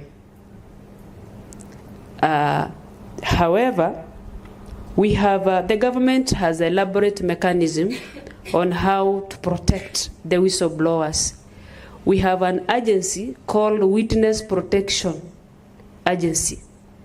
It's a government entity that's work is purely to protect the witness to the government or the whistleblowers who their lives are in danger. So we have that agency that does that mandate. So don't fear. The assessment itafanywa if you are a whistleblower and also to very high profile issues, this agency will come in and protect you as a witness. The issues of youth gang violence, if you remember in my previous remarks, I asked yourself this question: what is our problem here in Kisumu? What did you say? Gangs, right? Gangs, right? So I just want to ask you this question. Who breeds these gangs? Who breeds these gangs? Ourselves. Who breeds these gangs? We, the Kisumu residents. You, the Kisumu residents, right? Yes. Who elects the Kisumu political opinion leaders? Us. Who elects the Kisumu political opinion leaders? Us. Is you. So who allows ganism or goonism to thrive in Kisumu?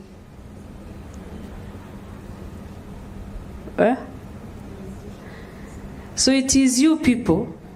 So that's why we are here, to have a way forward. Somebody is saying here politicians. Not politicians. Politicians are made by who? It's by you people, right? So let us have a solution to this. It's a problem. And I usually tell people, you are breeding a monster that will not be able to control in 5-10 years' time. So you must have a solution to it. You must have a solution to it. And to the youths in the house, don't be cheap labor, don't be easily available for the people to use you for their personal gain. You allow somebody to give you 200 shillings, and this person will be, how much if I get in an MCA post, how much will I be paid? 200,000. 200,000. Yes. And I've given you 100 shillings to fight for me. And this 100 shillings has cost you. Tutakushika, umepata physical injuries, umetwangwa na wenzako. The problem again goes back to your parents.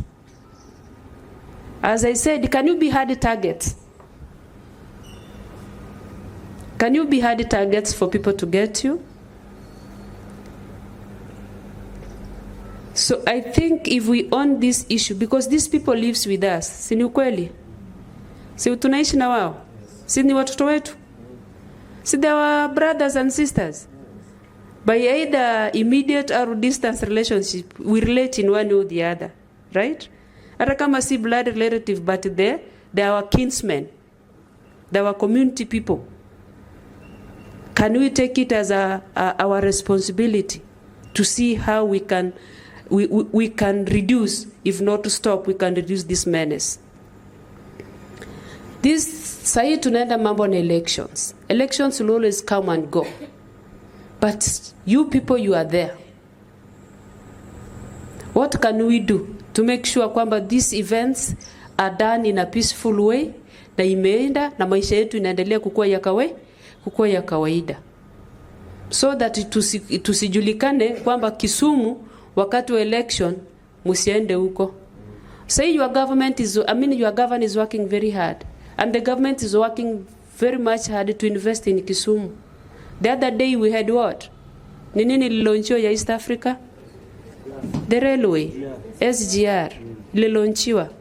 So if we don't have peace in Kisumu, do you think we'll have travelers coming to Kisumu from other parts of West Africa? No. A lot is happening here. The government has really invested in Kisumu.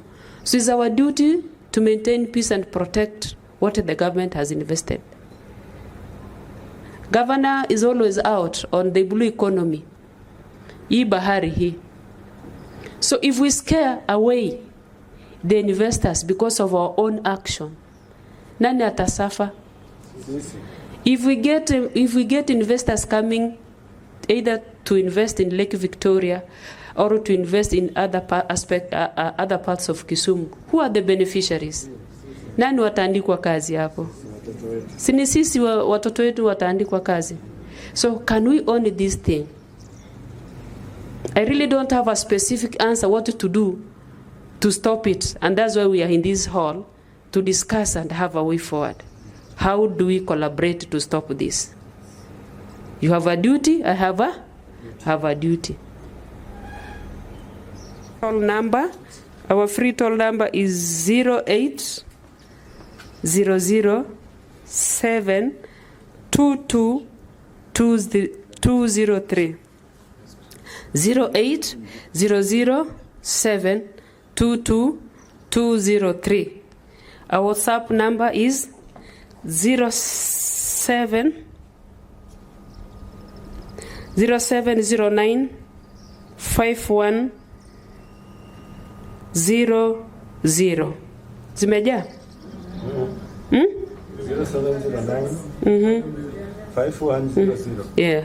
No, iko less. There is another zero, the last one another zero.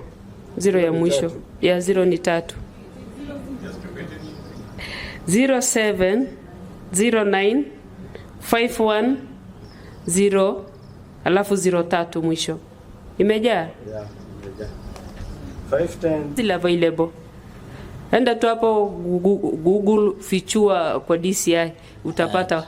That is for the whole country, not just Nyanza. No, the whole country. For the whole country. For the whole country. Usiseme dear Madam Madam Evelyn, it's for the whole country. Okay. So, ladies and gentlemen, in the interest of time, allow me to close that session unless there's a very burning concern. Ile unaona lazima useme. This side, is there a really burning issue that you want to be said? Just one. I'm Joshua Magadi, one of the members of Bafope. I reside in Kimute Estate in Kisumu. A number of things that I wanted to raise has been handled by the speakers. I only have one, which I'm going to, I have two, which I'm going to direct one to Madam Commander and the in charge, RC, PARC, that is Mr. Charles Msao. One to Madam Commander. What happens when a number of times, as a resident of an estate, a matter has been reported severally, and the law enforcers have the power to come in and arrest the situation, and this is not happening? You've tried to visit a number of offices and to know any help you're getting from them. I'm saying this, Madam Commissioner, because the issue of clubs is a menace in Kisumu City. The town planning have failed to give Kisumu residents the proper planning of the city. Today, we even see licenses given to clubs to erect these clubs in estates. It causes a number of things. The question? People are very sick. So what happens to your office as a law enforcer? Would you have some avenue to help the resident?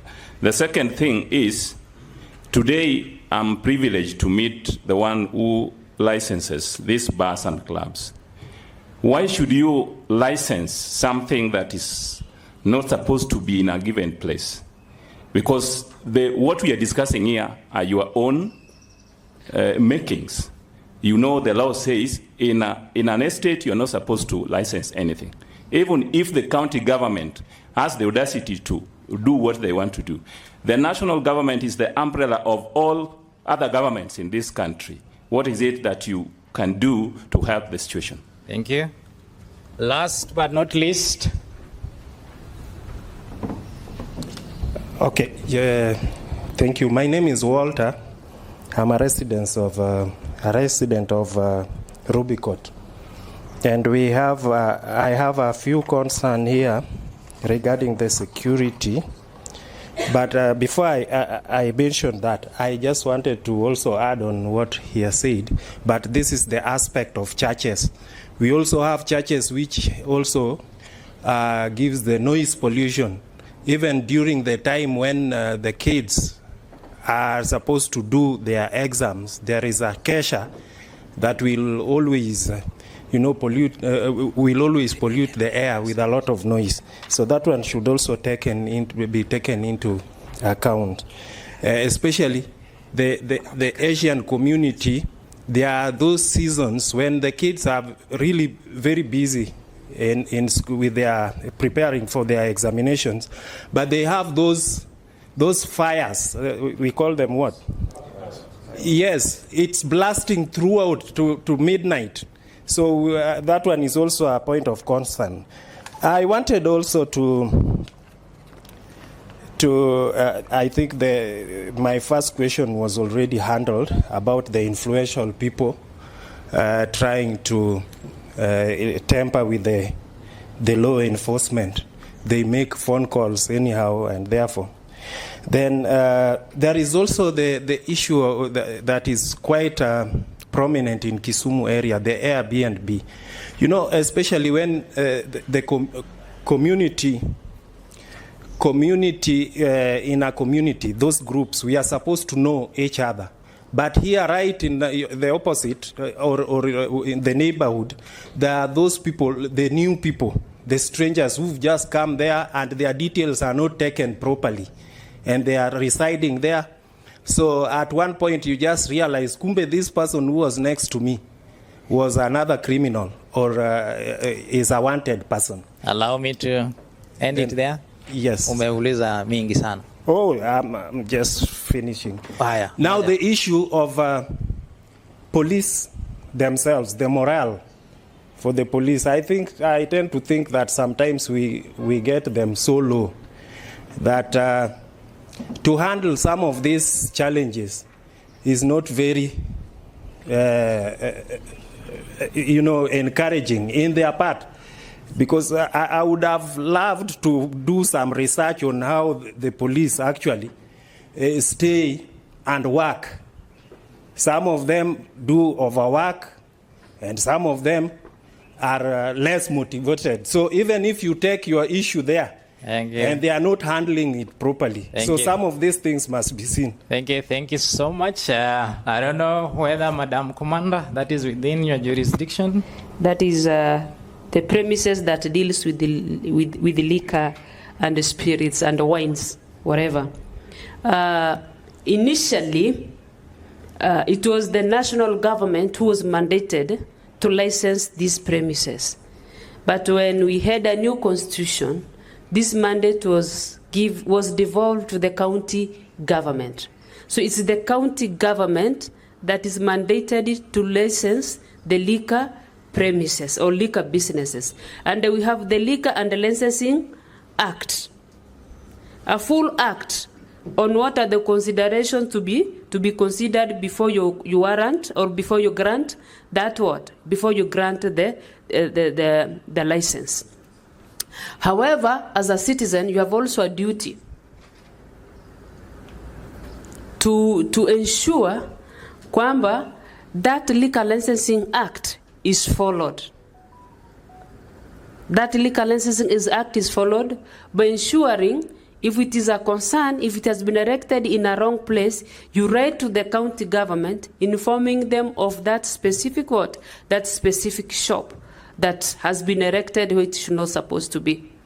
And I remember there was what usually happens, squeeze almost all the county government have automated their services. Sinukweli. So it's very rare you get them coming on the ground and assessing. But ideally, the assessment and inspection should happen before the licensing.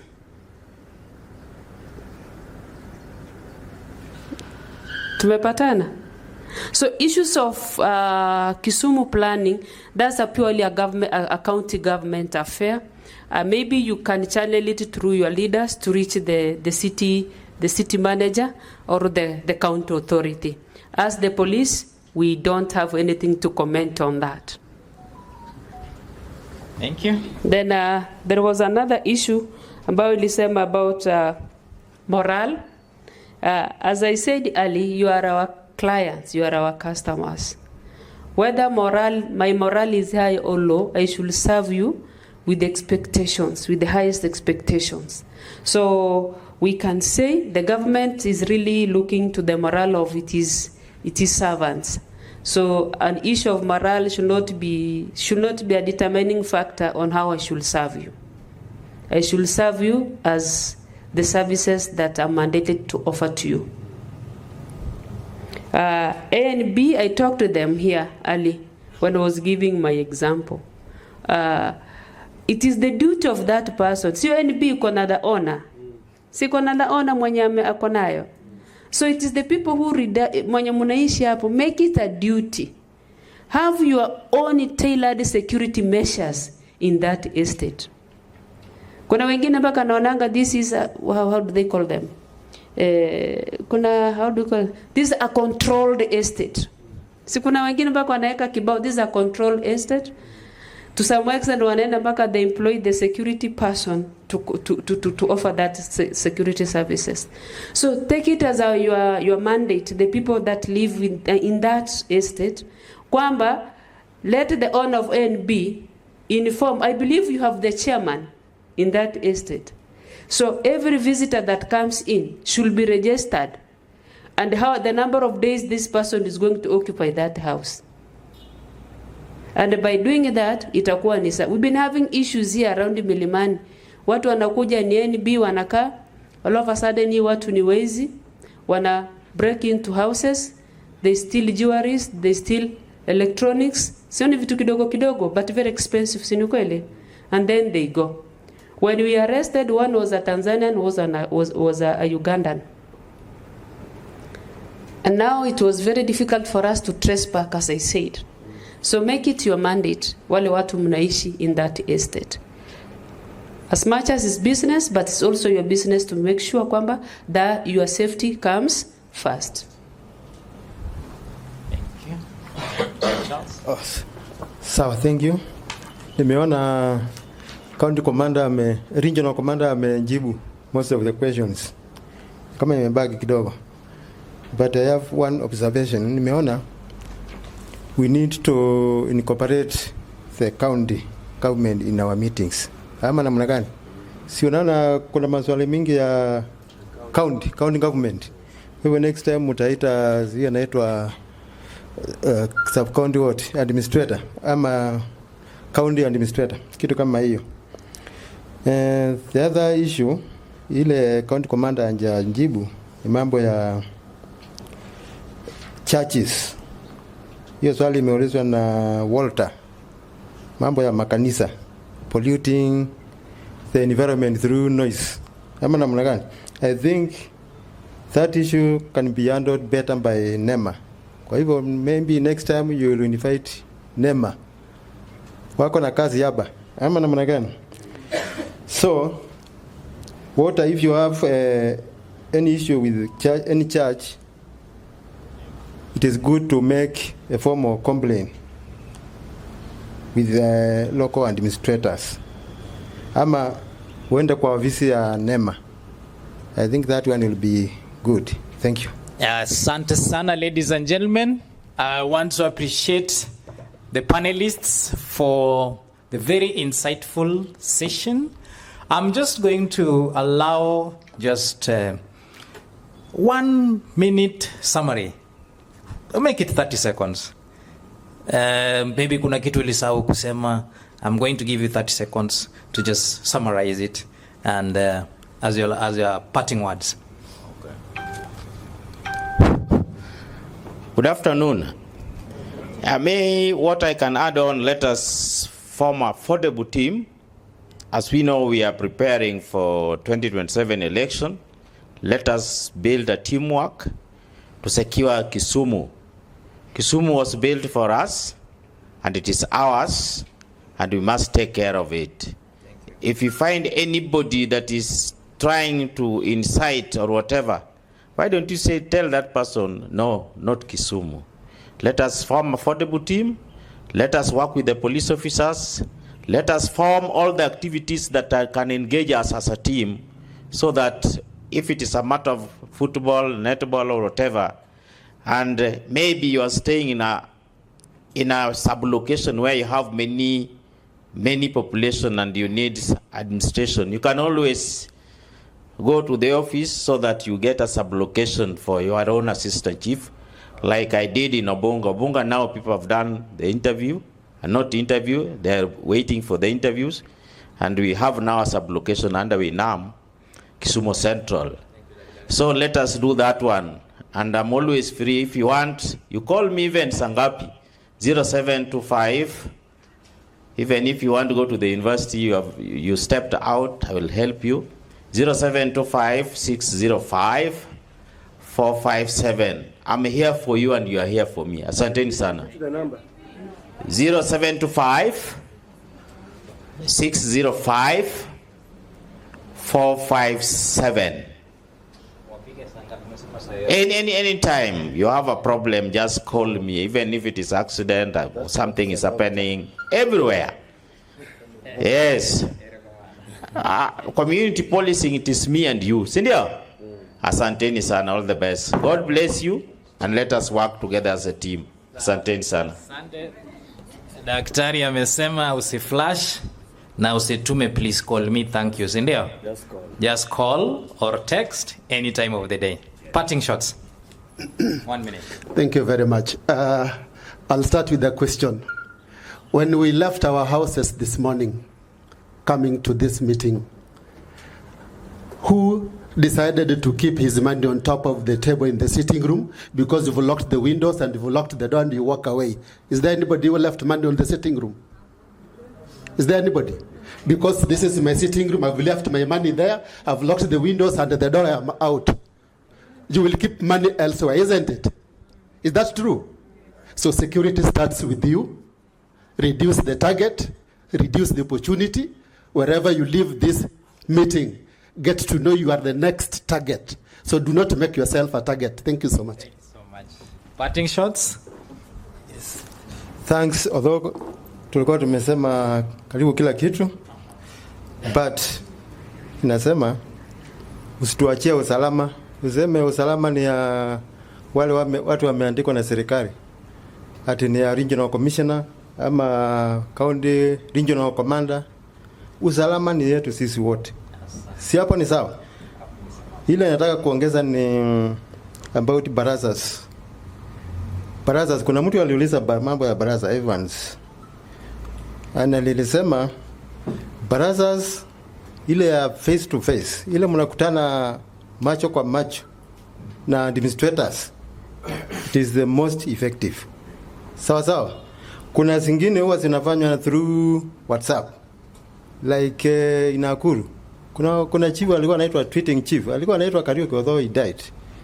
I think also those platforms are there, but the most effective ni hii ya kukutana macho kwa macho. Unaambiwa na administrator, government policies, na wewe unasema yako. Sio ndio mzuri? Sawa sawa, thank you. Asante. Last but not least, Madam Commander, your parting shots. Okay, my parting shot is let us pull together. Let us own the issues that face us as residents of Kisumu, and let us look forward of having solutions, tailor-made solutions to Kisumu issues. Tumeshajua iko target hapa. So I want us to then, with your permission, then we can split into 4 groups, because I also try to make sure the group doesn't become so big and becomes unproductive. But allow me to combine these 2 groups together, this table and this table. This table, I'll collapse it to this one. Let's rearrange. You can carry your chair, join this, the 2 of us, let us make 1 group. Let us make another group here. Let us make another group here, this table and this table. We can make another group. Then we make another group, these two tables, we can combine them. We have one. Then the rest of us, we can, we create a group here. Now, I'm going to give each and every group questions. And I want us to agree in the interest of time, because this is, we need to go for lunch and go back to our businesses. I want us to give ourselves this exercise to take a maximum of 20 minutes. So that each and every group will give you 10 minutes of discussions. Then we'll give each and every group 3 minutes to make their presentations of. Okay, group ni okudwaru. Oh, okay, laptop had gone off.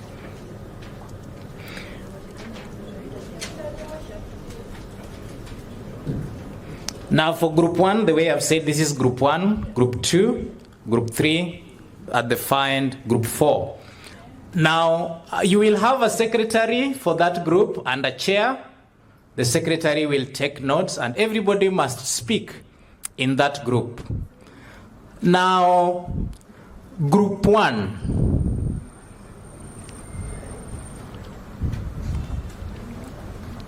Group 1 is where do you see the biggest gap between communities and security agencies in Kisumu today? Where do you see the biggest gap between communities and security agencies today in Kisumu? Usually imedonjo maber. Group 1, where do you see the biggest gap between communities and security agencies today in Kisumu? As it is today, what are the gaps between community and security agencies? That is group 1. Communities move from being reactive victims to active partners in safety and security. How can communities move from being reactive victims to active partners in safety and security in Kisumu? Swali imeeleweka?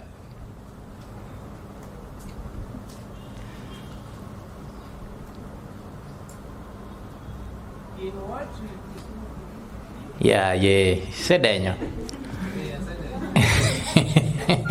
How can communities move from being reactive victims to active partners in safety and security in Kisumu?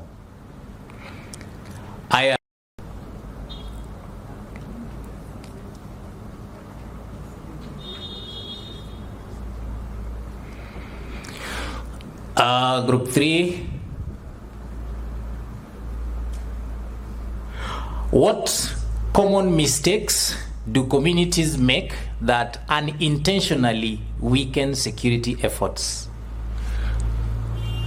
Group 3, your question is, what common mistakes do communities make that unintentionally weaken security efforts?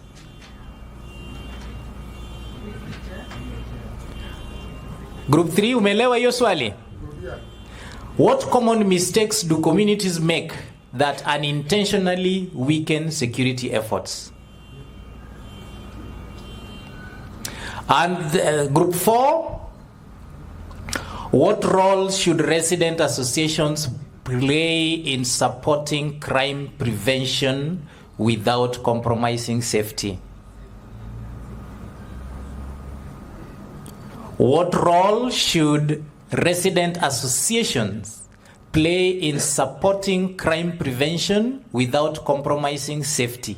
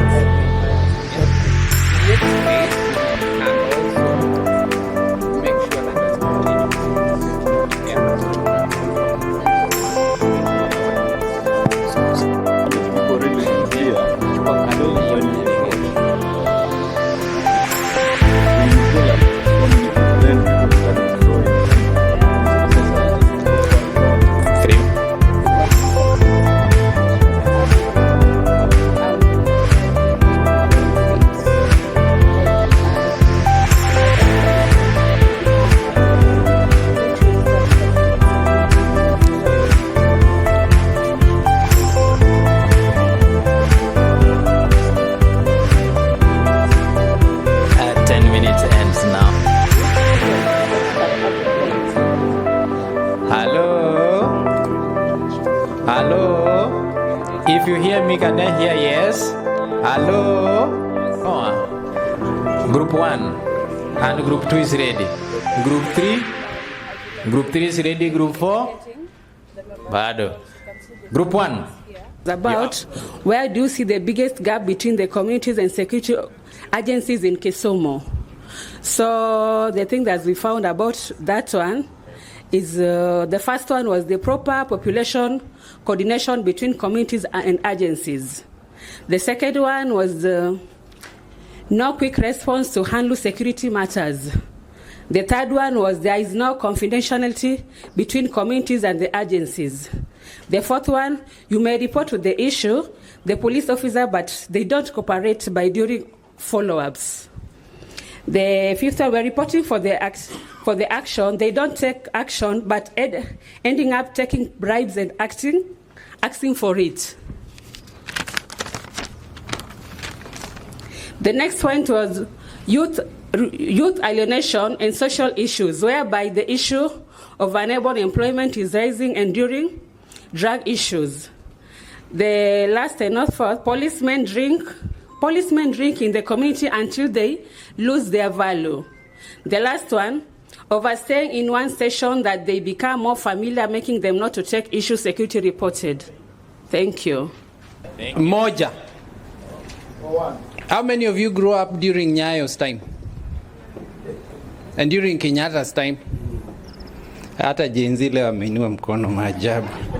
So I will say, chemsha. You rub your hands nicely. Nusa kidogo. Chemsha tena. Chemsha. Haya, panua. Mwaga moja. Asante. Okay. So you are presenting group 2? I'll be presenting for group 2. Group 2 had a very interesting question and we reframed it, but for the sake of this meeting and for the benefit of the questionnaire, we will answer what was written.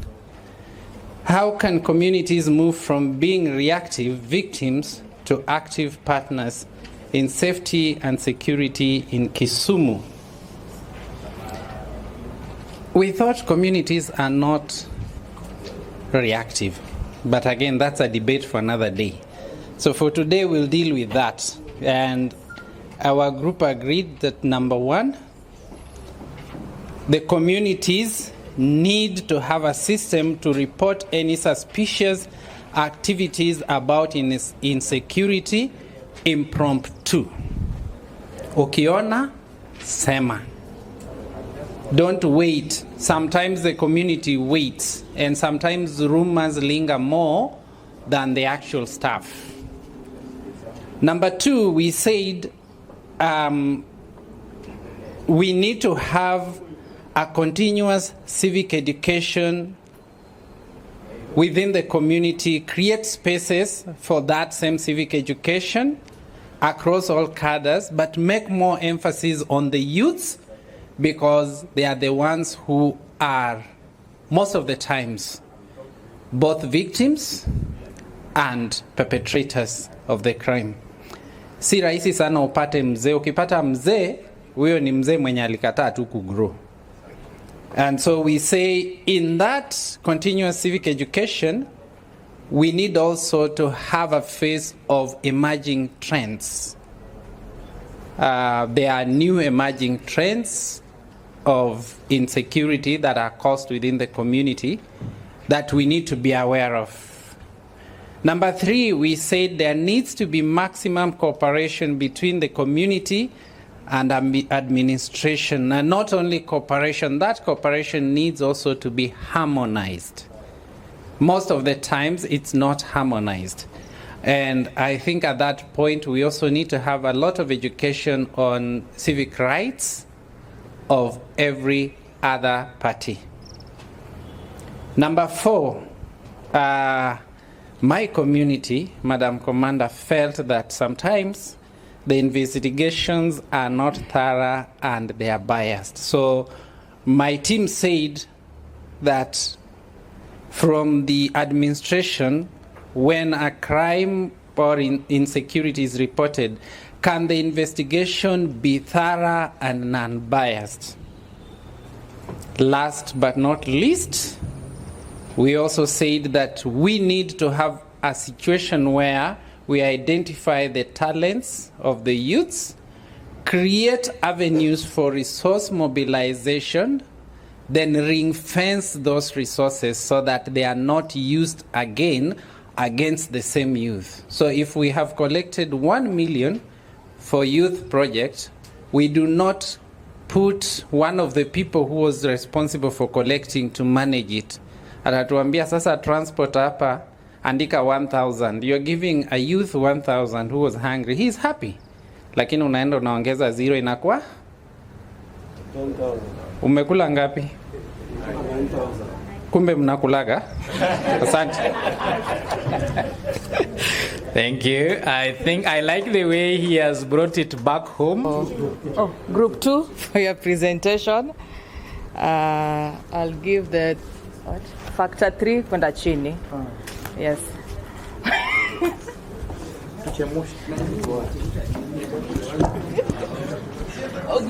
Group 3 help me appreciate them. Yes.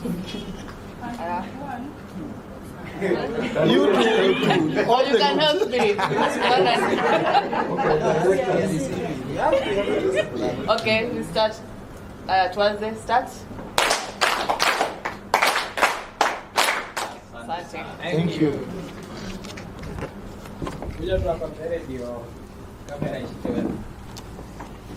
First, we talked about hosting criminals. Some of us, we stay near criminals. You know very well you ni mwizi, but you don't report them to the police. So we tunawafunika. Secondly, we create opportunity for crimes. When we go to sleep, ama tukitoka, we don't close the doors, we don't close the windows. So we create opportunities for crime to happen. Thirdly, we don't know our neighbors. We stay with our neighbors, but you don't know them personally. So you don't know if you're staying with a thief or a thug. So that's our mistake as a community. Second, fourth, failure to put security systems in place. Some of us who don't have security lights at home, and our community sometimes don't have the lights, so it doesn't. It promotes insecurity in our communities.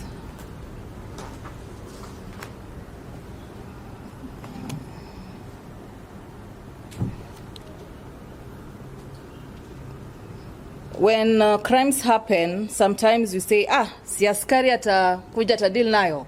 So we don't take that responsibility to take the crimes to the police so that they come and deal with it.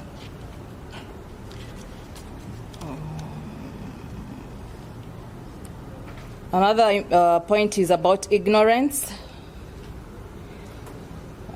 Like sometimes you find yourself driving and you see someone is following you, but you go home, so you expose yourself to insecurity instead of at least drive somewhere else or go the way they talked about it here in the morning. Sorry? The way I told you did.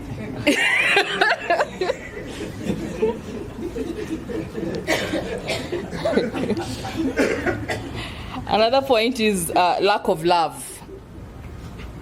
So we should love each other. The way they've said it, we love each other by force so that we can help each other out. Another point was illicit brew. We have our neighbors in our communities. We know them very well. They brew these illicit brews. Some of them are drug dealers, but we don't report them to the police. So if we don't report them, they're the ones who still bring insecurity in our community.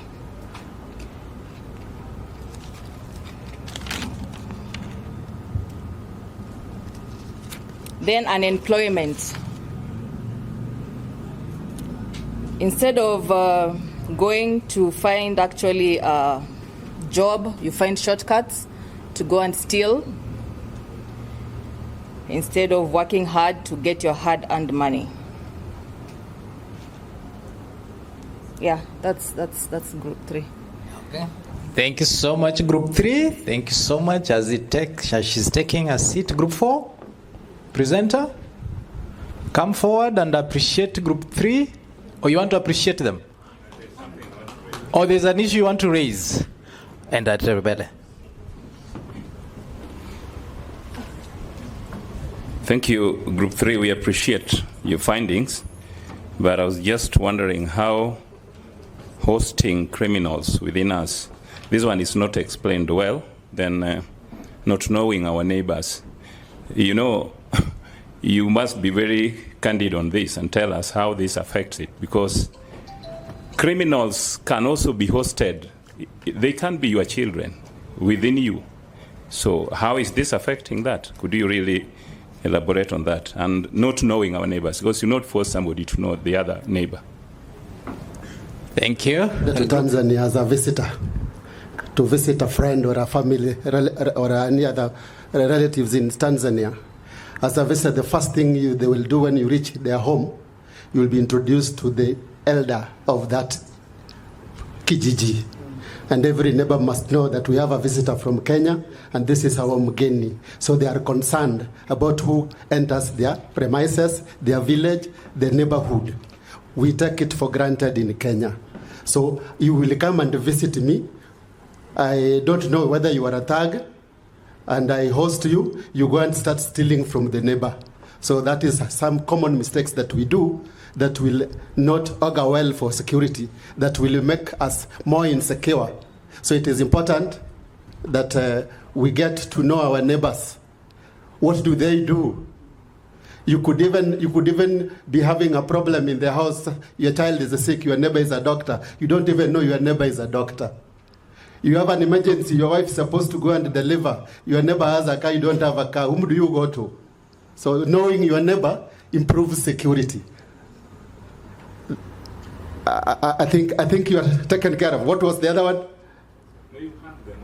Thank you. Yes.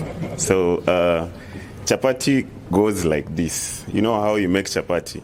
And then dengu, yeah? And then you give.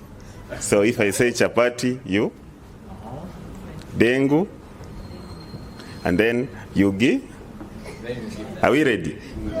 Right, let's go. Chapati, chapati, dengu, dengu, dengu. Let's give to them. Yes. Thank you so much. Yeah. So Group 4, my name is Emmanuel, representing Group 4. And our work was to discuss what role should resident associations play in supporting crime prevention without compromising safety. So the keyword is here, even as you report, your safety comes first. And it was more of like a call to action for us. And the first point we discussed is, one is to raise awareness, where we said that you share safety tips via apps and also meetings to educate the people, and also to encourage prompt reporting. Prompt means whenever the incident has happened, you report immediately. You don't wait for 3 days and then you report. Even Madam Commander will tell you that reporting, you need to report at least within 24 hours, yeah? So that if that crime was supposed to be handled, it is handled on time. And there was also something on raising awareness, not just to allow them to report, but also to follow up. Many of us, we report and we leave it there. So who follows up? Nobody. So that is one. Two, we talk about building communication, of course, allowing communication to flow. And this is in terms of, one of them I've mentioned, real-time reporting. And we were given some numbers. We have been given some toll-free numbers. When you use them anonymously, nobody will know it is me who reported. Yes, so your safety is guaranteed. Simeona ile namba ya fichwa kwa DCI. So when you use such avenues, then your safety is not compromised. 3, we've also talked about collective reporting. And collective means there's a high risk of me reporting an incident like the one that happened here over the week. Me personally, I will be marked, I will be victimized. But what happens when we are 50 of us? We go to a police station. Will he mark all the 50 people? No. So there's power in collective reporting. And then we also talk about creating security, community watch oversight. And this watch oversight should not be a strange kind of oversight body. They should be known to the community policing authorities. They should be known to the police, so that you also don't end up recruiting gangs as community oversight. And through this, you can do what we call joint patrols. I believe ile kitambo chief alikuanga na vijana walikuwa namsaidia kufanya patrol, and it helps somehow to reduce the level of insecurity. So when you do this, you allow the police to do their work professionally, and your safety will not be compromised. And then second last is we talk about setting up a conflict resolution mechanism. And you know, there are some conflicts that once I report and it was not solved properly, the person who reported, the perpetrator, they might find another opportunity of going and doing another more crime. So when there's a conflict resolution mechanism, and this includes everybody, includes the security apparatus, includes the community, it allows for solutions to be found. There are other petty crimes, we call them petty crimes, that some of them need, I believe by the court of law, they created the third annex where they also ask you to go and solve your issues, agree first. So such kind of crimes that could have been sorted through a negotiation approach, if we have those committees, it reduces an opportunity for somebody else to be harmed. And then the last one we talked about is formalizing partnerships with law enforcement authority agencies. And this, it means all of us, like insecurity and safety is an issue you cannot solve as an individual. So when all of us work together, we are protecting the safety and the rights of each and every person. Otherwise, that is the points from Group 4. Let me return it to the moderator. Okay, thank you so much. Thank you so much, Group 4. You will share your points. Allow me to invoke someone from Group 1 to appreciate Group 4, because you know mulianza. 4. Open our hands wide. When it clap 5 times. The sharp one, yeah? Okay, 1, let's go. Asante sana. Ladies and gentlemen, I want to congratulate ourselves that we have governed ourselves so well, and we have done so well in terms of being active participants in this session. Now we are coming to the very end of our engagement today. But then we met here at about 8 in the morning. It's about 1. We are leaving. So as we are leaving, going back to our usual areas of work, what are we now making a commitment to? What are we going to do differently as Kisumu people? After all the discussions we have had, I want to task each and every table to give me a way forward. What you want us to do differently. Nitapatia kila meza 2 ladies and 2 gentlemen to give us just one way forward. How you want us to behave starting today, so that the issues we have discussed here, the challenges that we have identified here, we are committing as residents of Kisumu City that we are going to change. Allow me to start with Group 4. Way forward. Nani atasema kitu?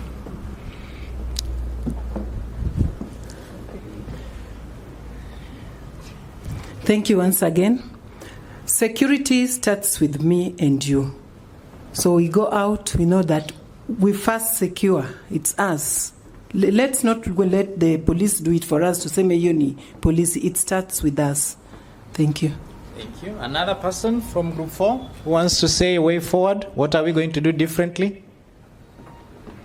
Ama amesema on behalf of others. Amesema ya ile ulikuwa unataka kusema, si ndio? Thank you.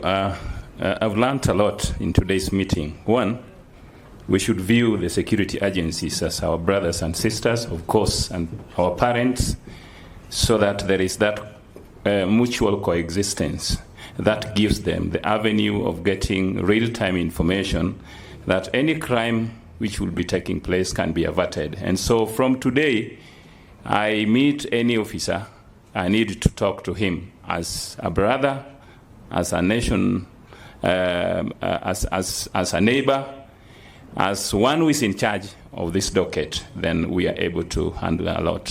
And then I also want to say that this may not be here, but I want to speak to the government of Kenya today. Initially, the old method of chiefs having people taking care of their locations, it was a good system. If there is a better way, it can be revisited so that we also get real time, because chief knows each and every person in their community. So I'm going to today work closely with the security agents so that we can avert a number of crimes taking place. Thank you. Thank you.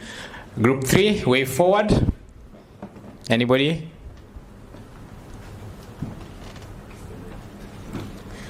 Okay, maybe one way forward I learned that if you want to keep something away from Kenyans, you hide it in knowledge. So I don't want to hide what I've learned today in knowledge.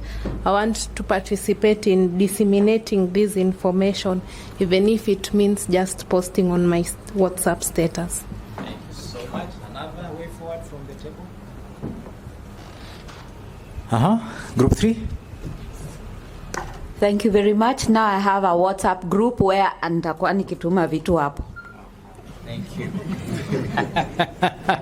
Group 2, way forward. Who wants to say something? My way forward will be now working with the police in our meetings as resident associations, because we have our weekly meetings during Wednesdays. So inviting them also to come so that they also share what they have to the community, so that the fear that is within members of the community and them can be brought down. Thank you. Any opinion again? Way forward? Very good. Last but not least, group 1, way forward. Yes, thank you. I've learned that the office of the regional commander, you just knock and the door will be open. So I think we are going to knock, because we have a lot of information, but where we normally pass it is a problem. But I know now the regional commander, we knock, it will open. Thank you. And I hope atasema ofisi. Tunajua pa ile ofisi ya Regional Police Commander, ofisi yake iko wapi? Wapi? Central Police Station. Which floor? Atatuelezea, si ndio? Asante sana. Any way forward? Thank you so much. I've learned that we should have a good communication with our security agencies, especially the police. We should make friends with them so that we tighten the security. And number 2, we should not give chances to the target. Thank you. Thank you. So, ladies and gentlemen, that wraps up our engagement for today. And I really want to appreciate all of us for the active participation. We called upon you and you responded. This is what it means to be a leader. So allow me at this juncture to just welcome Bwana Henry to give his final remarks.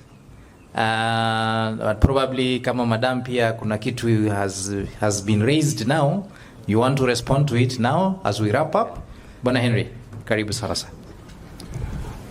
Asante sana Nixon. How do we appreciate him? Tufanye gani? Tumeona different styles. I can see there's a hand here. Haya. Tuonyeshe ingine mpya. Thank you. I'm Bridget. So we'll appreciate Mr. Nixon by using the Parapanda clap. I don't know if you know that. It's like this. Parapanda, then you clap. Parapanda. Señorita. Parapanda. Parapanda. Señorita. Thank you. That's a Gen Z one, right? You're the Gen Z. I wish we had more Gen Zs earlier. Wanatuambia hizi vitu. But that's a very good one. Thanks so much, Bwana Moderator. I think umetupeleka vizuri. We've managed our time well. Now we have come to the end of the session. And I want to believe that we found this session useful. How many have found the session useful? Wangapi wanaona wajapoteza wakati wao kuja hapa? Very good, 100%. I can see everybody is happy that they came, and we've made very good use of our time, and that's the intention we had right from the beginning. So we also had and agreed on some action point or how we are going to make use of this information that we had today. And I think the key message here is that our communities where we live can be a very critical point in terms of how we manage the security, even up to the national level, because it begins with me, then with my neighbor, then with my community. If you make it strong at that level, then it becomes a building block to the village, inaenda kwa ward, inaenda kwa sub-county, kwa county, kwa region, and then national. So before we know it, the entire country will be very cohesive on how we approach our security matters, and we'll all be playing a role and contributing to the well-being of our neighborhood, of our society, and that is exactly what we want to see happening in this country. Because like we said at the beginning, kama hakuna security, there's nothing else you can do, I can assure you. Just see neighboring countries like Somalia as an example. Because they've been fighting for so many years, hata maendeleo hakuna, there's nothing they can do. Because if you don't fix the security as the first priority, you can't talk about even mambo ya chakula, because utatoa chakula wapi na watu wanapigana. You can't talk about education, can't talk about health, because before you talk about health or food, you must be secure and you must be able to know that you live to see the next day. So security is the number one building block of any community, of any any society, and that's why we are emphasizing. Let us take it seriously and let us all play a role. Tusiwachie serikali ama mtu mwingine, because if things go bad, we are the victims. Kila mtu ataumia wherever you are living. So let's take it seriously, and I want to encourage you, if you already have an organized group within your neighborhood, if you already have a resident association, please sit down with the leadership of that association and make sure that you include matters of security in your agenda. You can form security committees if you don't have, just a small group of people within the neighborhood to specifically talk about security issues in your community. And in those groups, committees, you can incorporate your local police officers. Talk to your OCS. Talk to your local police person there. Tell them, can you please be part of this committee so that you can talk about security of our neighborhood. If you have a WhatsApp group, include them. I'm sure Madam here will be very happy to make sure to see that her officers are actually part and parcel of community WhatsApp group. And they are collaborating and working very closely on matter security in that particular area. So the point is, let us work together. Let us approach the police as our brothers and sisters, and let us be cordial with them, and so that we create an environment where we can share information, we can talk about security of our neighborhood, and we can all pull together moving forward. Pass information. Kama kuna mtu jirani yako unaona ni kama kuna mambo chafu or things are not right, get hold of the police. If you are scared of the local police officers and all that, I'm sure Madam will be happy to get that information and she'll know what to do with it. So let's make sure that we are proactive and we are making serious case about security of our neighborhood. So as Kara, we will continue this engagement. Like I said in the morning, this is a program that we are running across the country.